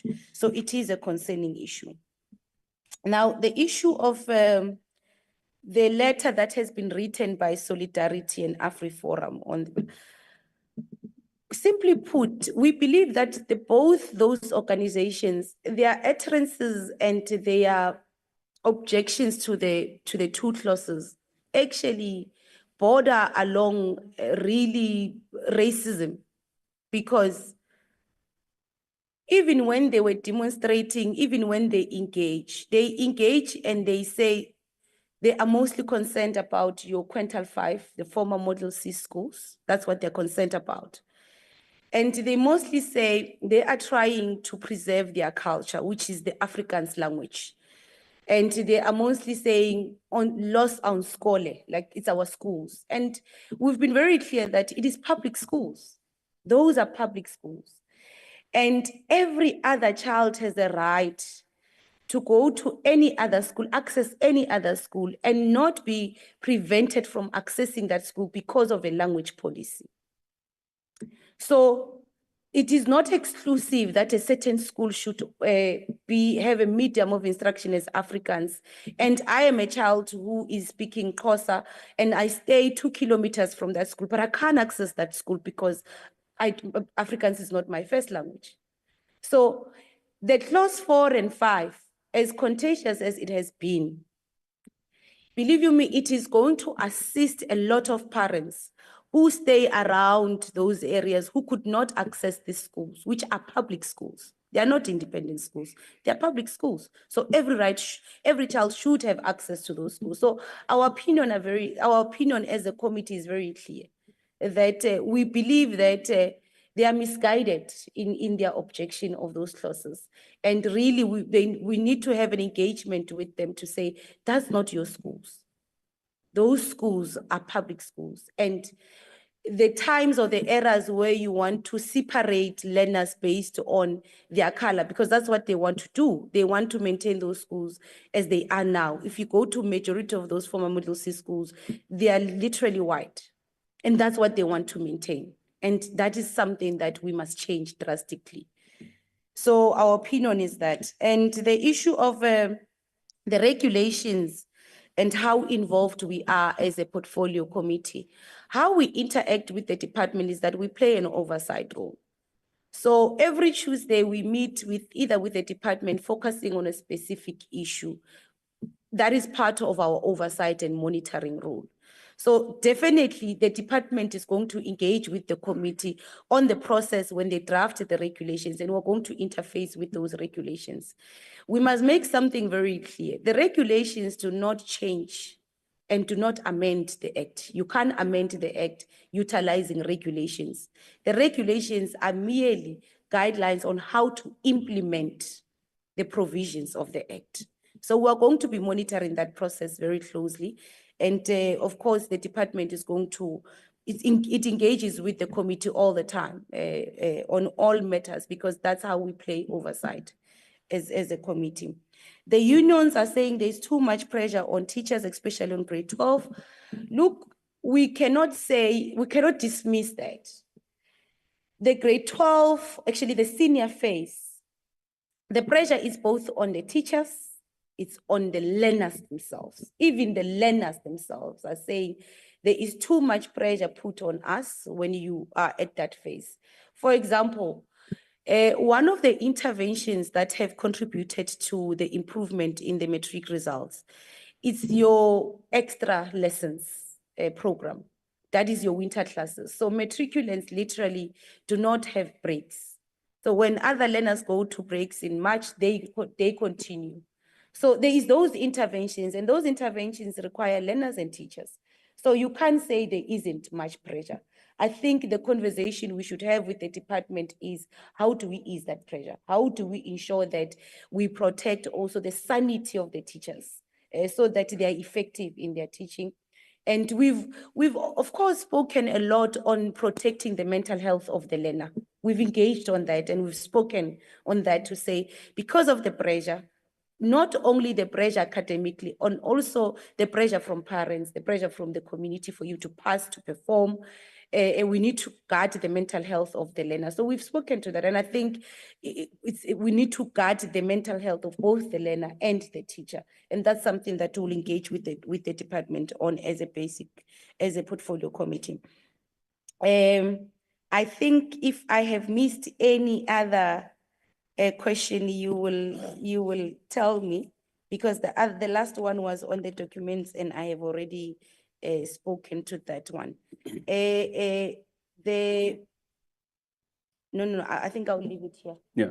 I think I'll leave it here. I think I No, have spoken thank to you very that. much, Honorable Chair. I know you had to take some time because you had a lot of questions that you have to deal with. Honorable Litsia, I see you've got questions from Jason Felix, Tando from the Stellenbosch University, Outer, and how.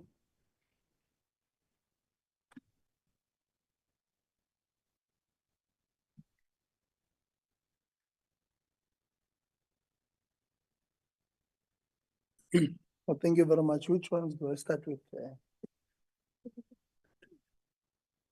I'm thinking of starting with outer. because I like them. You see, they always like ask very nice questions.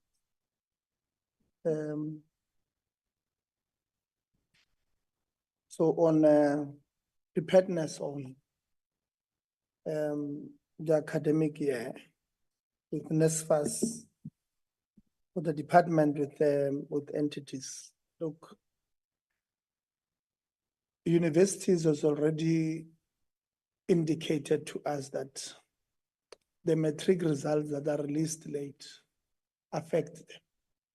So the preparedness of the system is already affected negatively by the release of the matric results.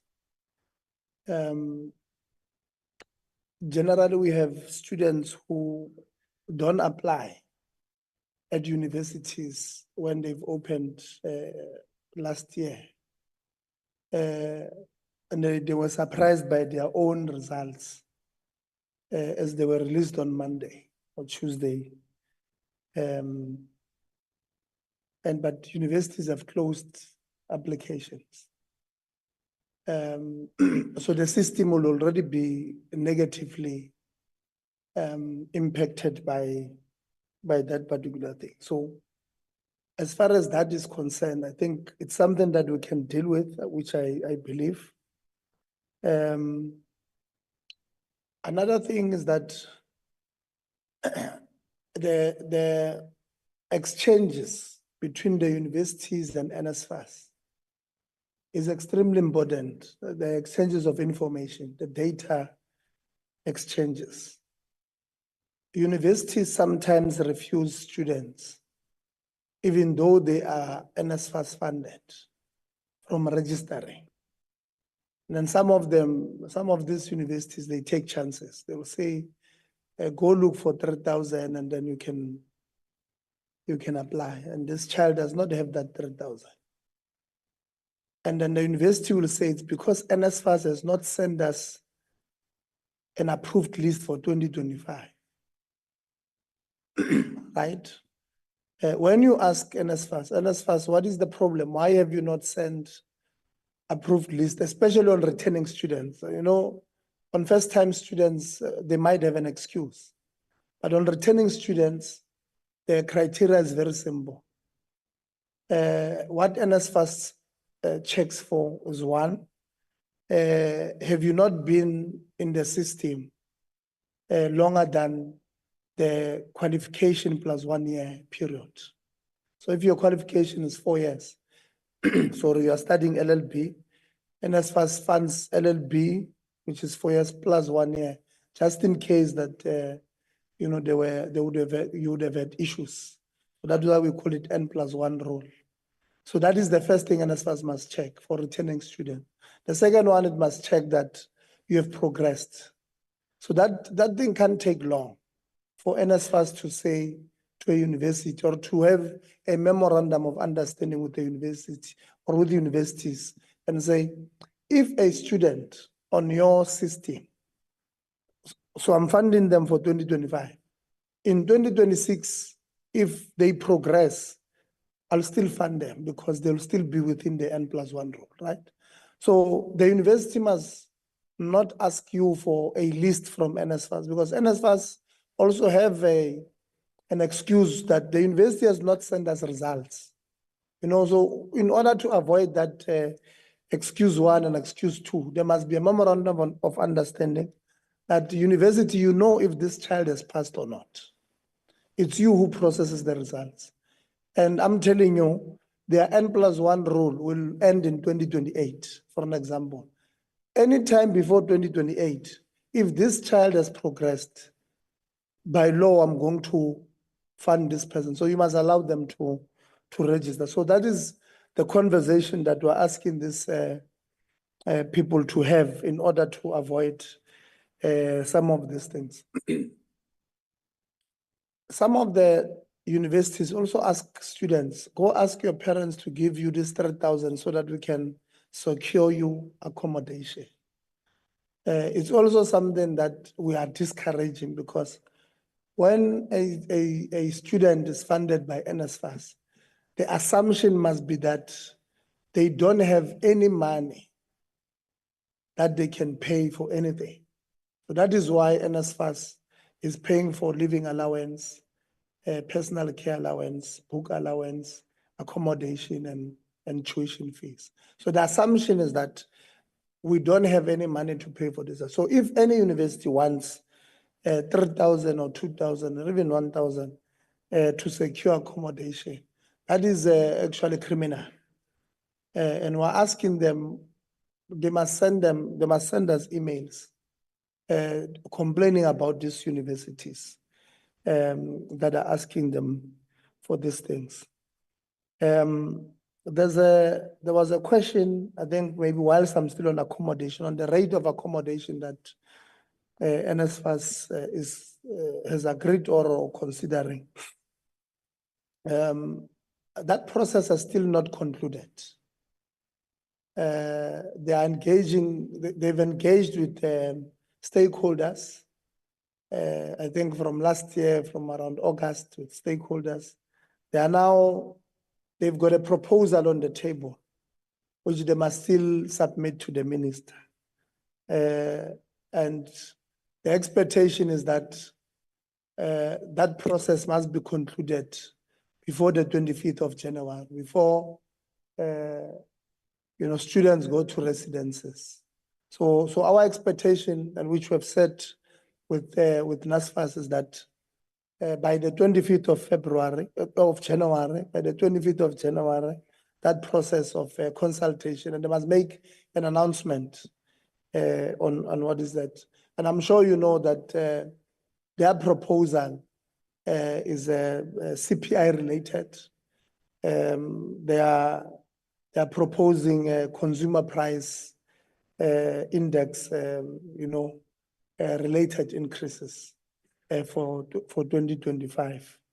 On accreditation, maybe on this one I must give a little bit of background. I think the question would have been asked by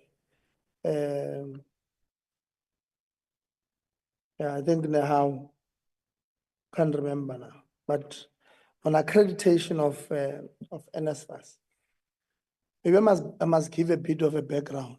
In 2022, 2023,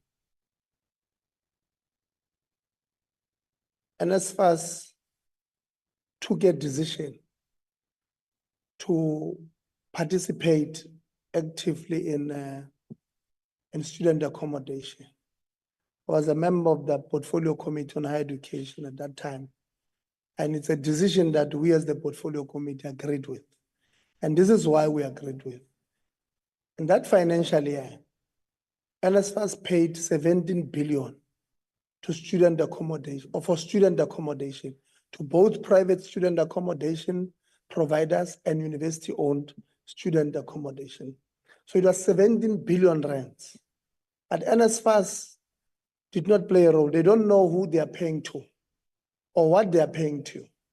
They are just paying to somebody based on a report. And I'm sure many of you know that just to support this point, that there's a TVET college in Tanin. Is it Letaba? I think, yeah. Letaba TVET College, where students wrote to us with photos, evidence that this is what the university subjected us to stay in. And those were shacks. And it was, no, it's not a joke, it was shacks. Honorable Khachau, who's a member of the committee in the State of the Nation address in 2024, even debated about it. It's not it's a serious matter. And at the time, NSFAS was paying around 4,000 rand per room or per bed, as they describe it. And they did not know. And when they went on their records, they had photographs of a different student accommodation under that particular residence, right? So which confirmed to us that in our view, the committee was not wrong to say NSFAS must play a role. And we explained to NSFAS, okay, maybe the second issue that also motivated us to support this thing was that in the Val, at Val University of Technology, there was a criminal syndicate which was found by an investigation. How do you call this investigation? Forensic investigation, where people's houses in the Fanabale Park area were billing NSFAS as student accommodation, whereas there were no students staying there. It was private houses of people. So this syndicate, how they used to work, they would have somebody at the university accrediting those houses to their friends, right? And then they will say they've got these 12 kids staying in this one house. And then NSFAS is paying for those. Whereas these 12 kids who are supposed to be receiving this 4,000 rands, for an example, for accommodation, they're just giving 750 rand for transport.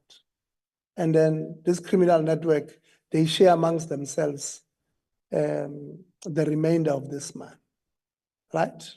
So we then said to avert those things, NSFAS must play a role, but the role that we want them to play is simple. They must accredit accommodation. So it means NSFAS must capacitate themselves internally and have a student accommodation division that will go to each and every, you know, it's very easy because you just say apply here. So the student accommodation PTY Ltd applies.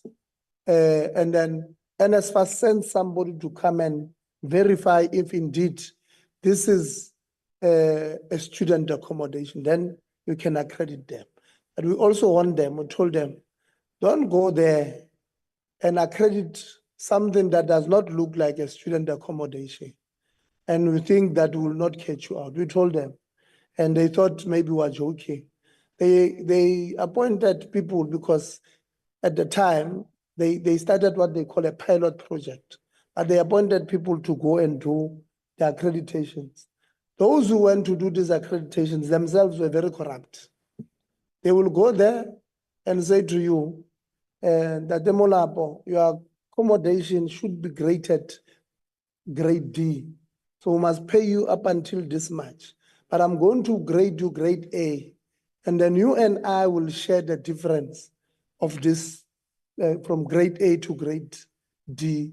We notified NSFAS very early. We told them we are always on the ground. Students would always feel free to inform us when these things are happening. X, Y, and Z is happening at these institutions. And your people, you know, even there, the companies that were appointed, it was a handful of them was doing this thing. So we said to NSFAS, terminate, investigate. We know you'll find them guilty, terminate. But they did not do it. That is why when the Versman report came out about the appointment of the providers, the allowance providers, and they recommended that a lot of those people in management of NSFAS must be charged. We welcomed it because we had reported to that management that X, Y, and Z is not happening. It's happening on the ground, and your people are not assisting. So I thought I must just give the background on why we agreed that NSFAS must play a role, and that is why they are saying now to us, this year they still don't have capacity to do it on their own. So they have a two-tier system where NSFAS is going to continue with the accreditation of those institutions that were on pilot. And those who are not in pilot are still going to be accredited by universities, which is the point where we're very worried because there's also, you know, in 2023, as the committee, we also made a statement that we believe inside these universities, we have criminal networks who also on a existing student accommodation, They agree with the accommodation provider that you meet all the requirements.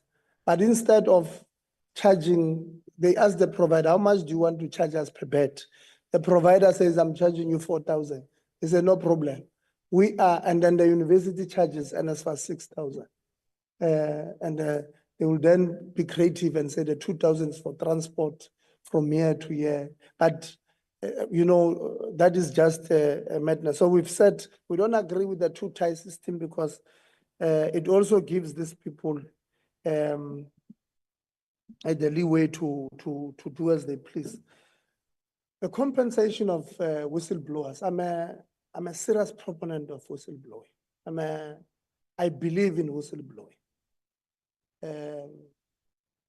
I've not really thought about it, but I believe on a balance of probability seated here that I would agree with it. I would possibly support the compensation of whistleblowers because, on that meeting that we had with University of Limpopo and Fort Hare, when that meeting ended, the number of whistleblowing that came forward, and I'm not talking a person who was working there as a cleaner, or I'm talking people with serious titles, professors who wrote to us. And if you read their stories, it's a horror movie, what is happening there. And they don't know, they don't have anywhere to run. There are people who are still in the system who have also written to us and said, X, Y, and Z lied to you in Parliament. But, if I give you this information, I need protected disclosure and all of that, So the information that these whistleblowers are giving us is valueless in my view.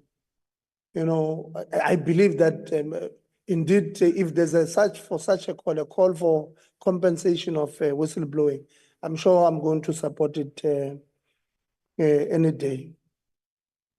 The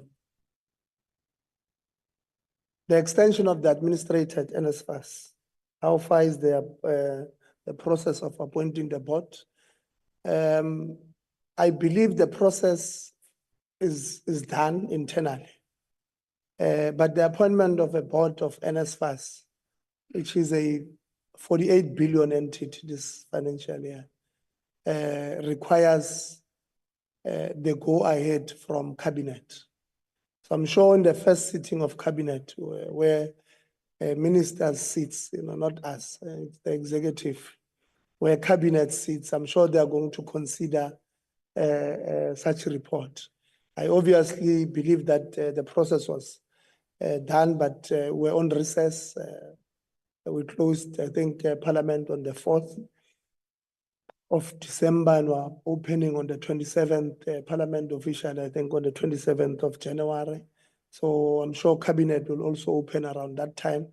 I'm confident that the board that will get at NSFAS is of good quality. I actually said to the minister, Minister, after I saw the gazette, the advert, asking people to apply, and I said, Minister, can you not amend it a little bit and include a line there that says, if you are appointed to be a board member of NSFAS, you must agree to subject yourselves to lifestyle audits unannounced, because, you'll get good people who get into the board of NSFAS. But sometimes, they get consumed by probably the budget that we have there. I still don't understand with the good quality caliber of board members that we had last time. How did we allow NSFAS to get to that place? College of Cape Town, and if the committee has got its pulse on issues, we are engaging. So there's a process before we bring you to the committee. There's a process of groundwork that we do, and that is why, we always advise the colleagues who appear before us. We tell them, that majority of us in that committee were children of teachers. And we always say to them, teachers, they are modus operandi. They ask you a question to an answer they already know. So you must treat us as teachers as well. So when we call you to the portfolio committee, we have done so much work that all the questions that we are going to ask you, we already know the answers to. And we're just asking you to be transparent. So we are dealing with College of Cape Town is one of them. We know that the principal or the acting there is the regional manager, who's also the principal of Northern Cape Urban.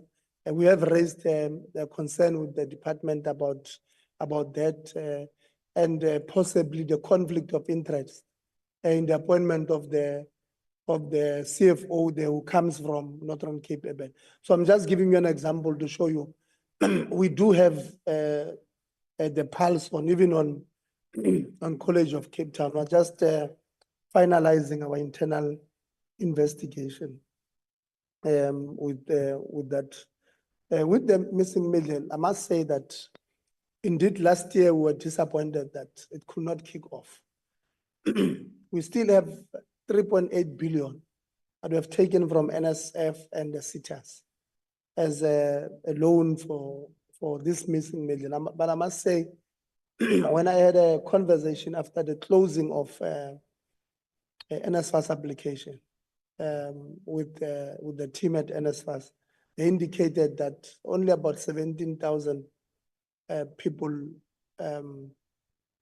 applied for a loan scheme, which is a low number compared to the global picture we had about the missing million, which is something that we might need to investigate. But sorry, in our program, on the last day of on this term, we do have a space on our program. Can I have my water there? I think there's a part that I want to speak to there on services sector. So I think they're just taking my throat. That was on a lighter note. I made a joke like this when we were with University of Limpopo, and then they got angry that they sweated me for the whole month on social media. So it's a joke. I'm joking. You can tell them it's a it's a joke. So we will deal with this part. Thanks for raising the issue of the UCT matter. The committee has engaged with UCT on two separate, end of the year 2023 and the beginning of 2024. There were a number of things we're not happy with as far as that is concerned. But we're just hoping that but when we engage with them, they will not have done much damage. Our committee, when we engage with all departments, all entities in the department, labor is always invited. We make sure that we also listen to when we engage with the university, we bring obviously the council of the university, management of the university, organized labor, we bring students, bring institutional forum and convocation. So we bring everybody. When it's an entity like services CETA, organized labor is always invited, management and all of that, and the board, they're always invited. There was a question about the funding in the higher education sector. So this financial year, 2024-2025, our department received total budget is 137 billion. But majority of it goes to transfers to universities as grants. to TVET colleges as grants and to NSFAS and all of that. So majority of the budget goes to grants. Universities are better because they can do what you call that stream income. They can source funds from students, they can source funds from the other activities, you know, that they call that stream. Biggest problem we have is on the TVET colleges and CETs. And our headache with the TVETs and CETs is that even with the little resources they have on infrastructure, they still can't spend it all. You know, and that irritates us because if we continue making noise and say, but you're not giving enough to TVET colleges, you give them, let's say, 15 billion, and they return to Treasury 6 billion. I mean, how do you explain getting more when you have underspent by 6 billion? And when you go to these institutions, you realize that there is actually a need for infrastructure development, but these institutions are still underspending. So the problems that on what do you call on funding, maybe we might need to have a separate discussion on it. We do have NSF, NSFAS, Bufunza Lushaka, CETAs, all of them having bursaries or scholarship to the department. This year, they've also advertised now. I saw on their website, they've advertised international scholarships for those who wish to study abroad. I'm not sure if you've also seen, but so what we are saying, what we will say to the department when we meet with them is that maybe we must share a global plan on what is it that we want to achieve with these Molanyana pieces that we keep on putting out there. On services CETA, the CEO resigning in December, and the new CEO having been appointed. I'm not aware. Officially, we're not aware that there's a CEO who has resigned and the new one was appointed. I've heard on the streets that the CEO has resigned. I don't know whether, you know, for a CEO to leave and for a new one to be appointed, there's a lot of work that must happen. I would not know who would have appointed a new one and a new acting CEO, because it would have meant that during December, the board would have met and recommended the names to the minister or to the department or to the minister to consider appointing a new one, a new acting CEO there. So we've not really had that conversation with the department. I don't know, to be honest with you, I don't know if when somebody told me, was it yesterday or a day before, that the CEO has resigned, I actually laughed and I said, I don't believe, but now that you are saying it, hopefully the department will give us answers as far as that is concerned. We'll not have known because Parliament closed on the 5th of December and we're on recess. So if he resigned after the 5th of December, as the committee will not have known, and officially the committee is not back from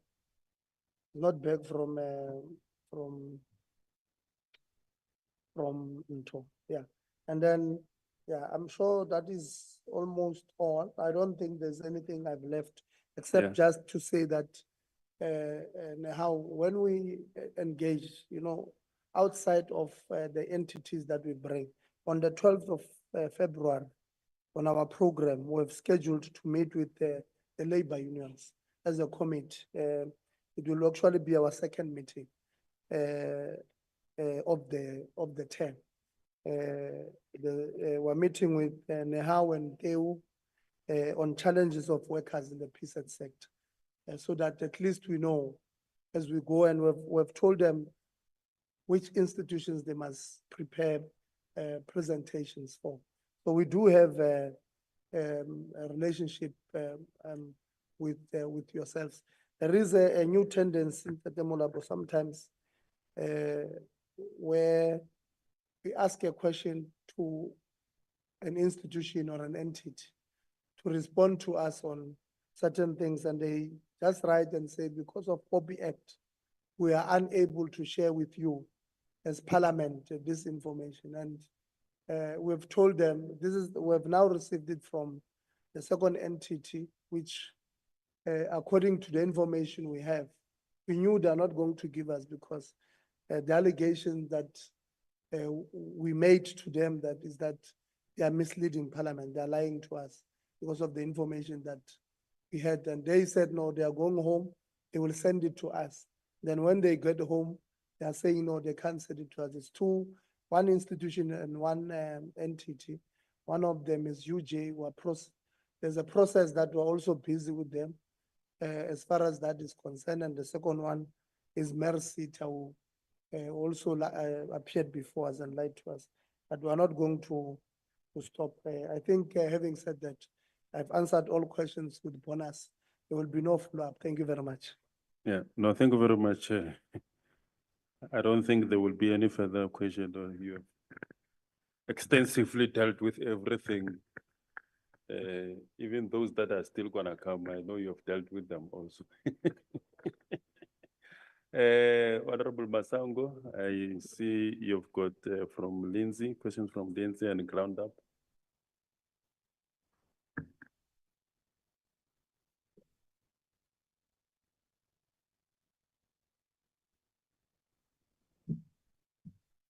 Thank you for that opportunity.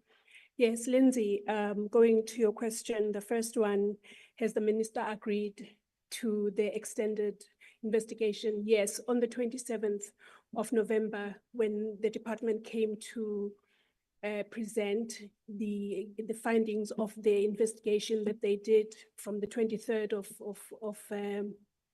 of October, that is when the minister herself realized that the terms of reference that they had for the initial investigation where it was proven during the investigation that there's more that needs to be investigated. So yes, the minister knows this. And then with regards to the queues, the issue, like you say, it's a very, very long historical concern that we've had as the committee of the department. Each time we would raise the issue of queues, because there would have been something that happened, someone was washed with water and someone, whatever, died in the queue and things, very, very serious things taking place there. We would be given things like this by the department, by SASSA at least, that there is now a queue management system. And then the committee would go on oversight and find that the queue management system in the branches that they would have been piloting it is actually not working. And then we also would be told that the call center is going to be absorbing has been improved or beefed up so that they can take more calls, and to find that we had some kind of a study or a research where we called half of the offices of SASSA in the whole country, 212 to be exact, which is half of 424, and only one was answered with information. The other one was just to tell people that they don't know what they are talking about. And then the department or SASSA also said that maybe they should open the online application system for all the grant types, because it was only the SRD from when it was introduced that was online. The other ones were in person. So they opened the online application system, but it also doesn't work most of the time because of downtimes, because of load shedding at other times, and so on and so forth. So the minister, this minister now, the new minister, has also assured us that she will be looking at the queue issue because it is very risky for especially older persons and persons with disabilities who you find standing there, some of them in very bad weather, in wheelchairs and so on and so forth, and mothers carrying their small babies in that weather. So that's all I can tell you. That is all I can tell you about the issue of queues at SASSA, because it is a huge problem. And then another thing that they introduced in the 5th Parliament was to dedicate days to specific grant types, where they would say on Monday, it is the older persons, on Tuesday, it's the persons with disabilities, on Wednesday, it is the child support grant, and other grants like the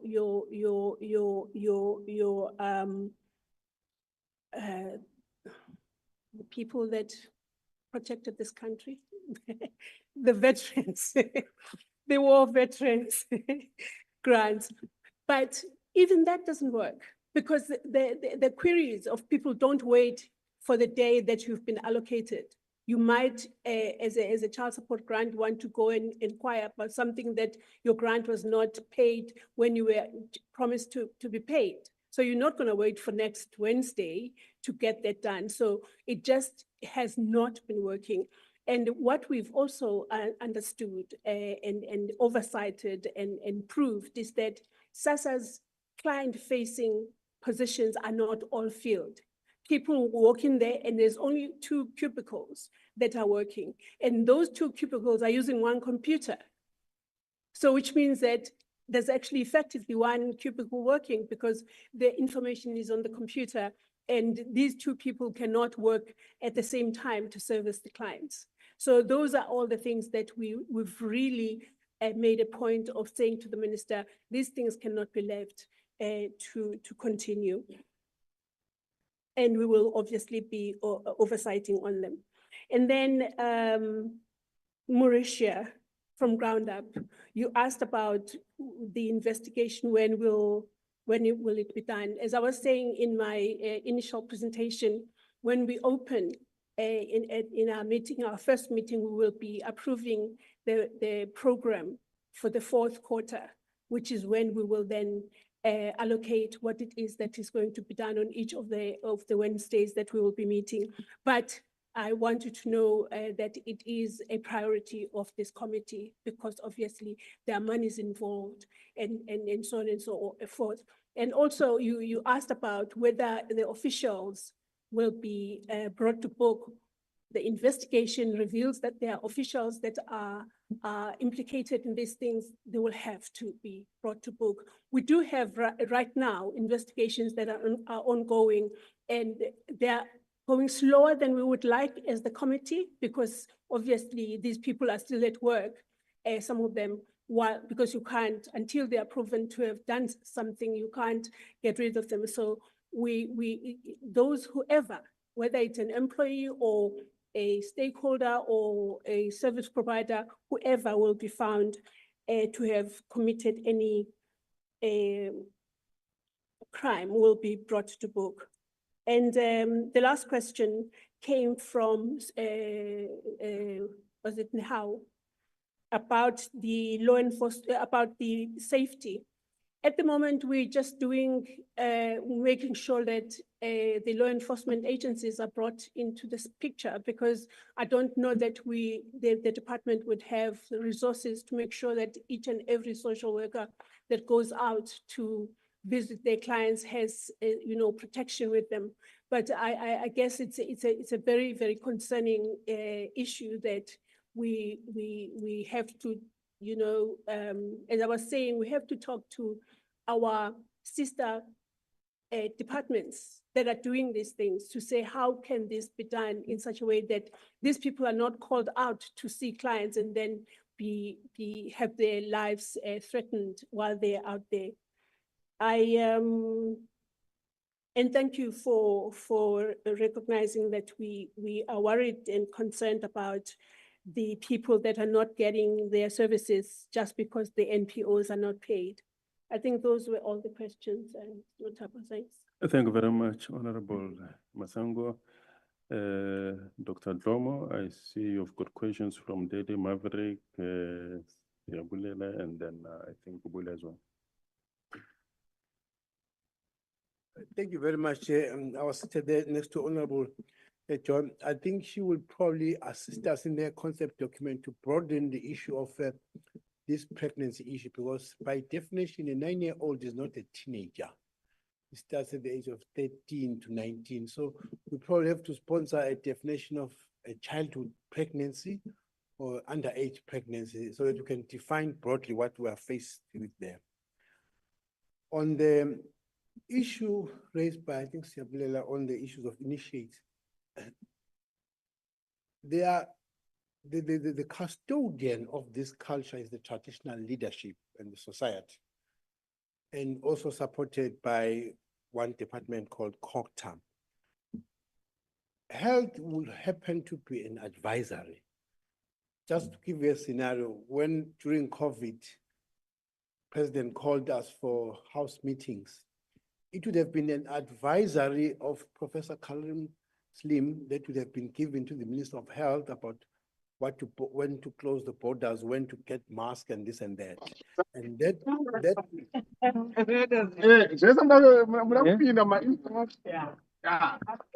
Close the mic, virtual, please switch off your mic. Thank you.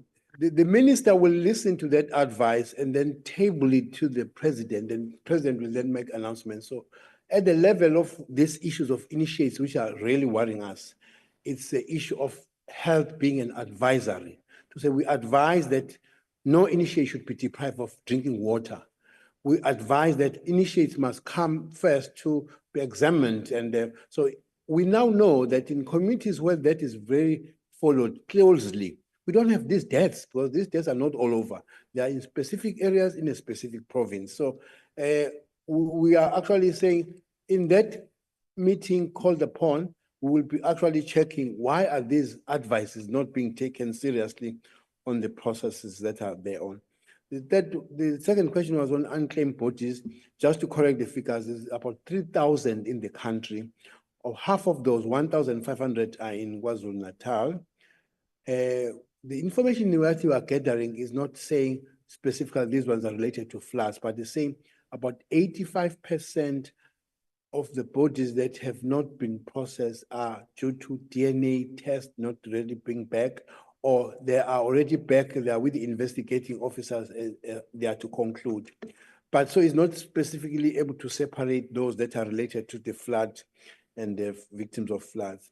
To the leadership from Nehau, from visits that we do, oversights all over the country, the portfolio committee will engage with management. In those meetings, religiously, the organized labor is there. We give them even space to listen to what are the issues they raise. They don't even raise it in corners.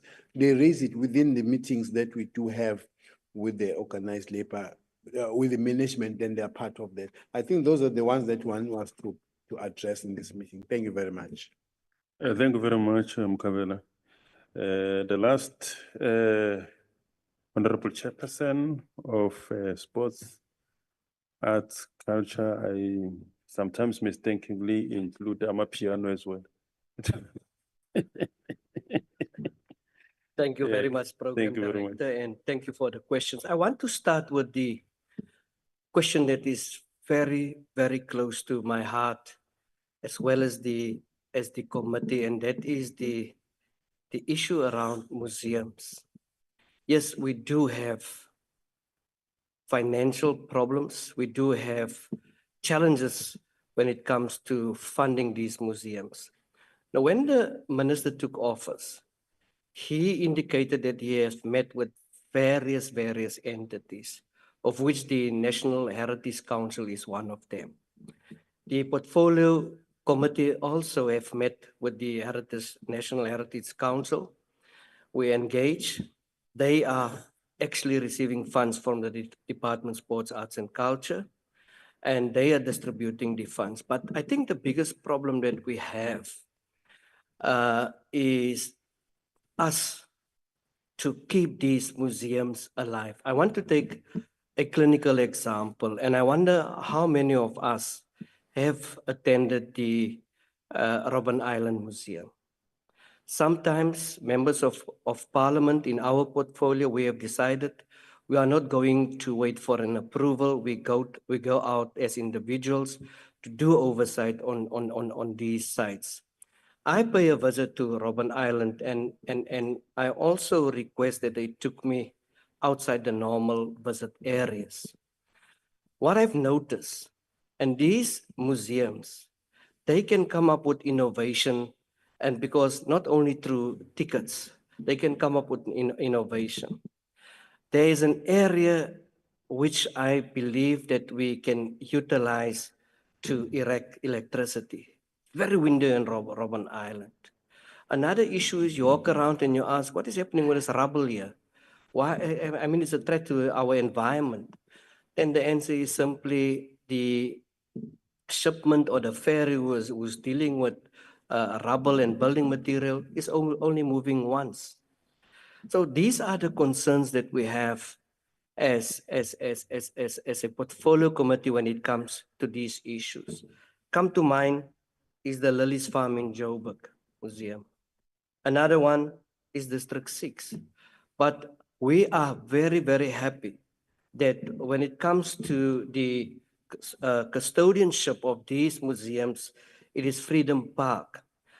As much as we welcome the minister's MOU with the Department of Education, I am strongly of the opinion that we also need to come up with a strategy to preserve these museums.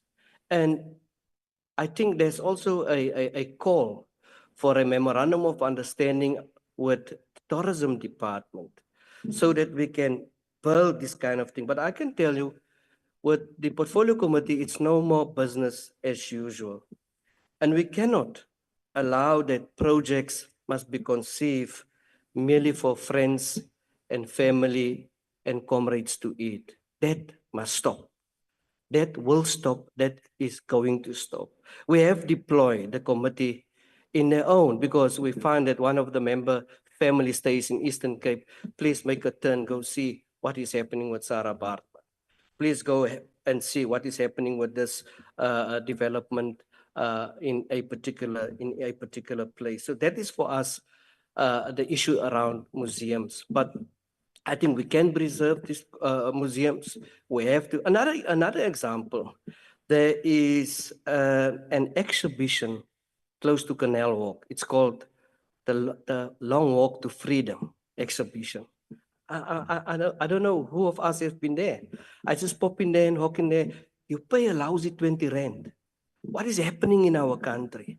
Where's the advertisement so that we can utilize this museum? So I also, would like to make an invitation to people in and around Cape Town. You'll find that you talk about places in Cape Town. There's people living in Cape Town, don't know these places. So I think it's important for us to visit these places. And yes, Lindsay, in terms of our responsibility when it comes to SARU, we have the greatest appetite to meet with them again.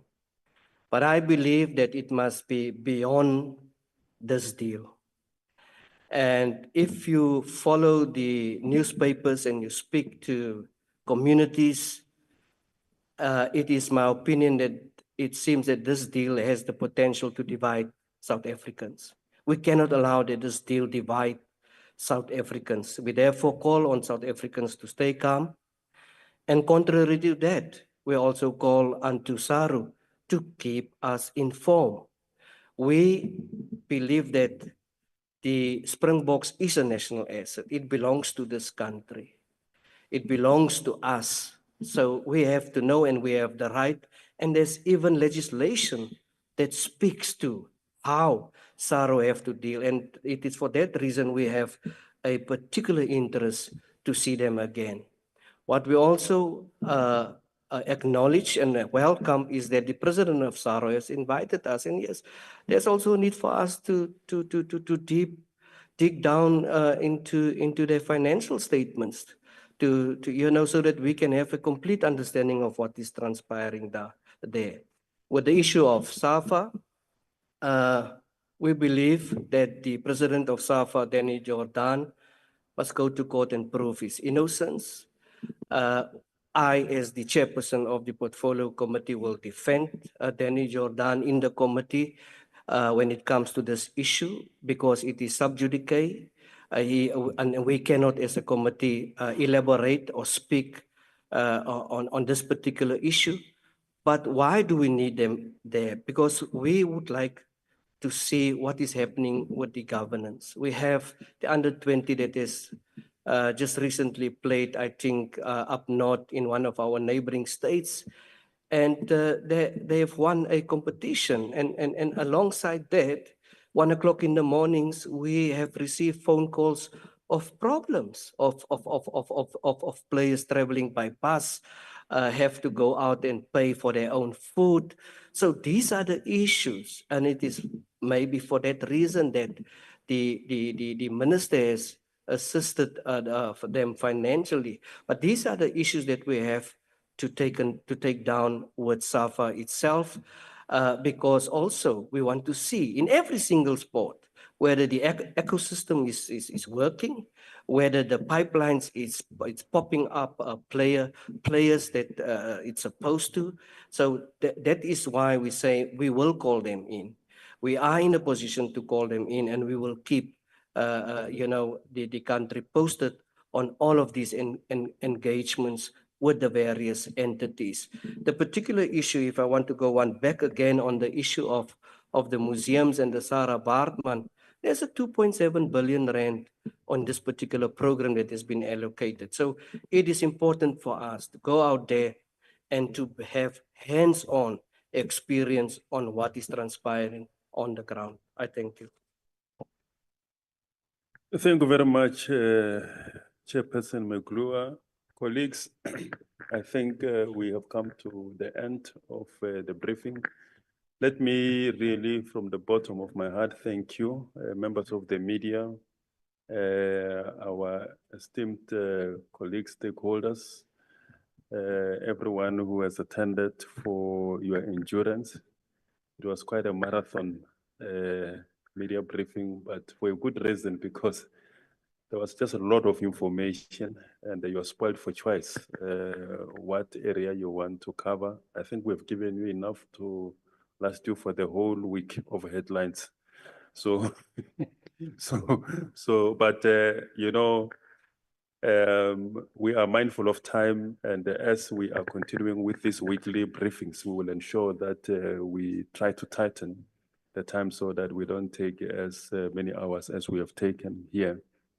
So, but I really thank you for staying the course and for engaging with the chairpersons during this important briefing. I also want to thank the honorable chairpersons for making themselves available. And as Chairperson Itzia was saying, that they are not even back yet from leave, but they came. They flew over to make sure. They tried to say that no, we'll join virtually, but I said that no, you must come physically. So thank you very much, really, for making it, Chairperson Maimela, Chairperson Masango, Chairperson Litsie, Chairperson Maglua, Chairperson Joma. Thank you very much. To make up for the for making you to sit here for that long, we've prepared lunch for you. A little bit of a delayed lunch next door. Please join us for that. Just to remind colleagues that the SONA registration, we have it closed on the 10th of January. That was last week, Thursday or Friday, but we extended it by a couple of days. So the closing date is today.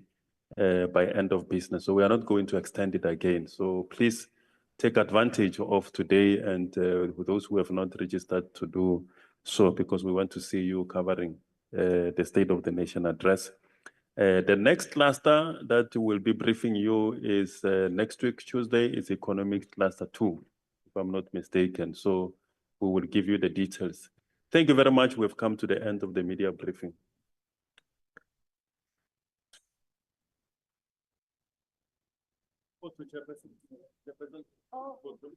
Just stand where you are. Stand where we are. Come because I'm a crew. They're in the middle. We take photos that you never see, Yasha. I've already seen some of those photos. Oh. Let's show you see. Yeah. Can you remove this?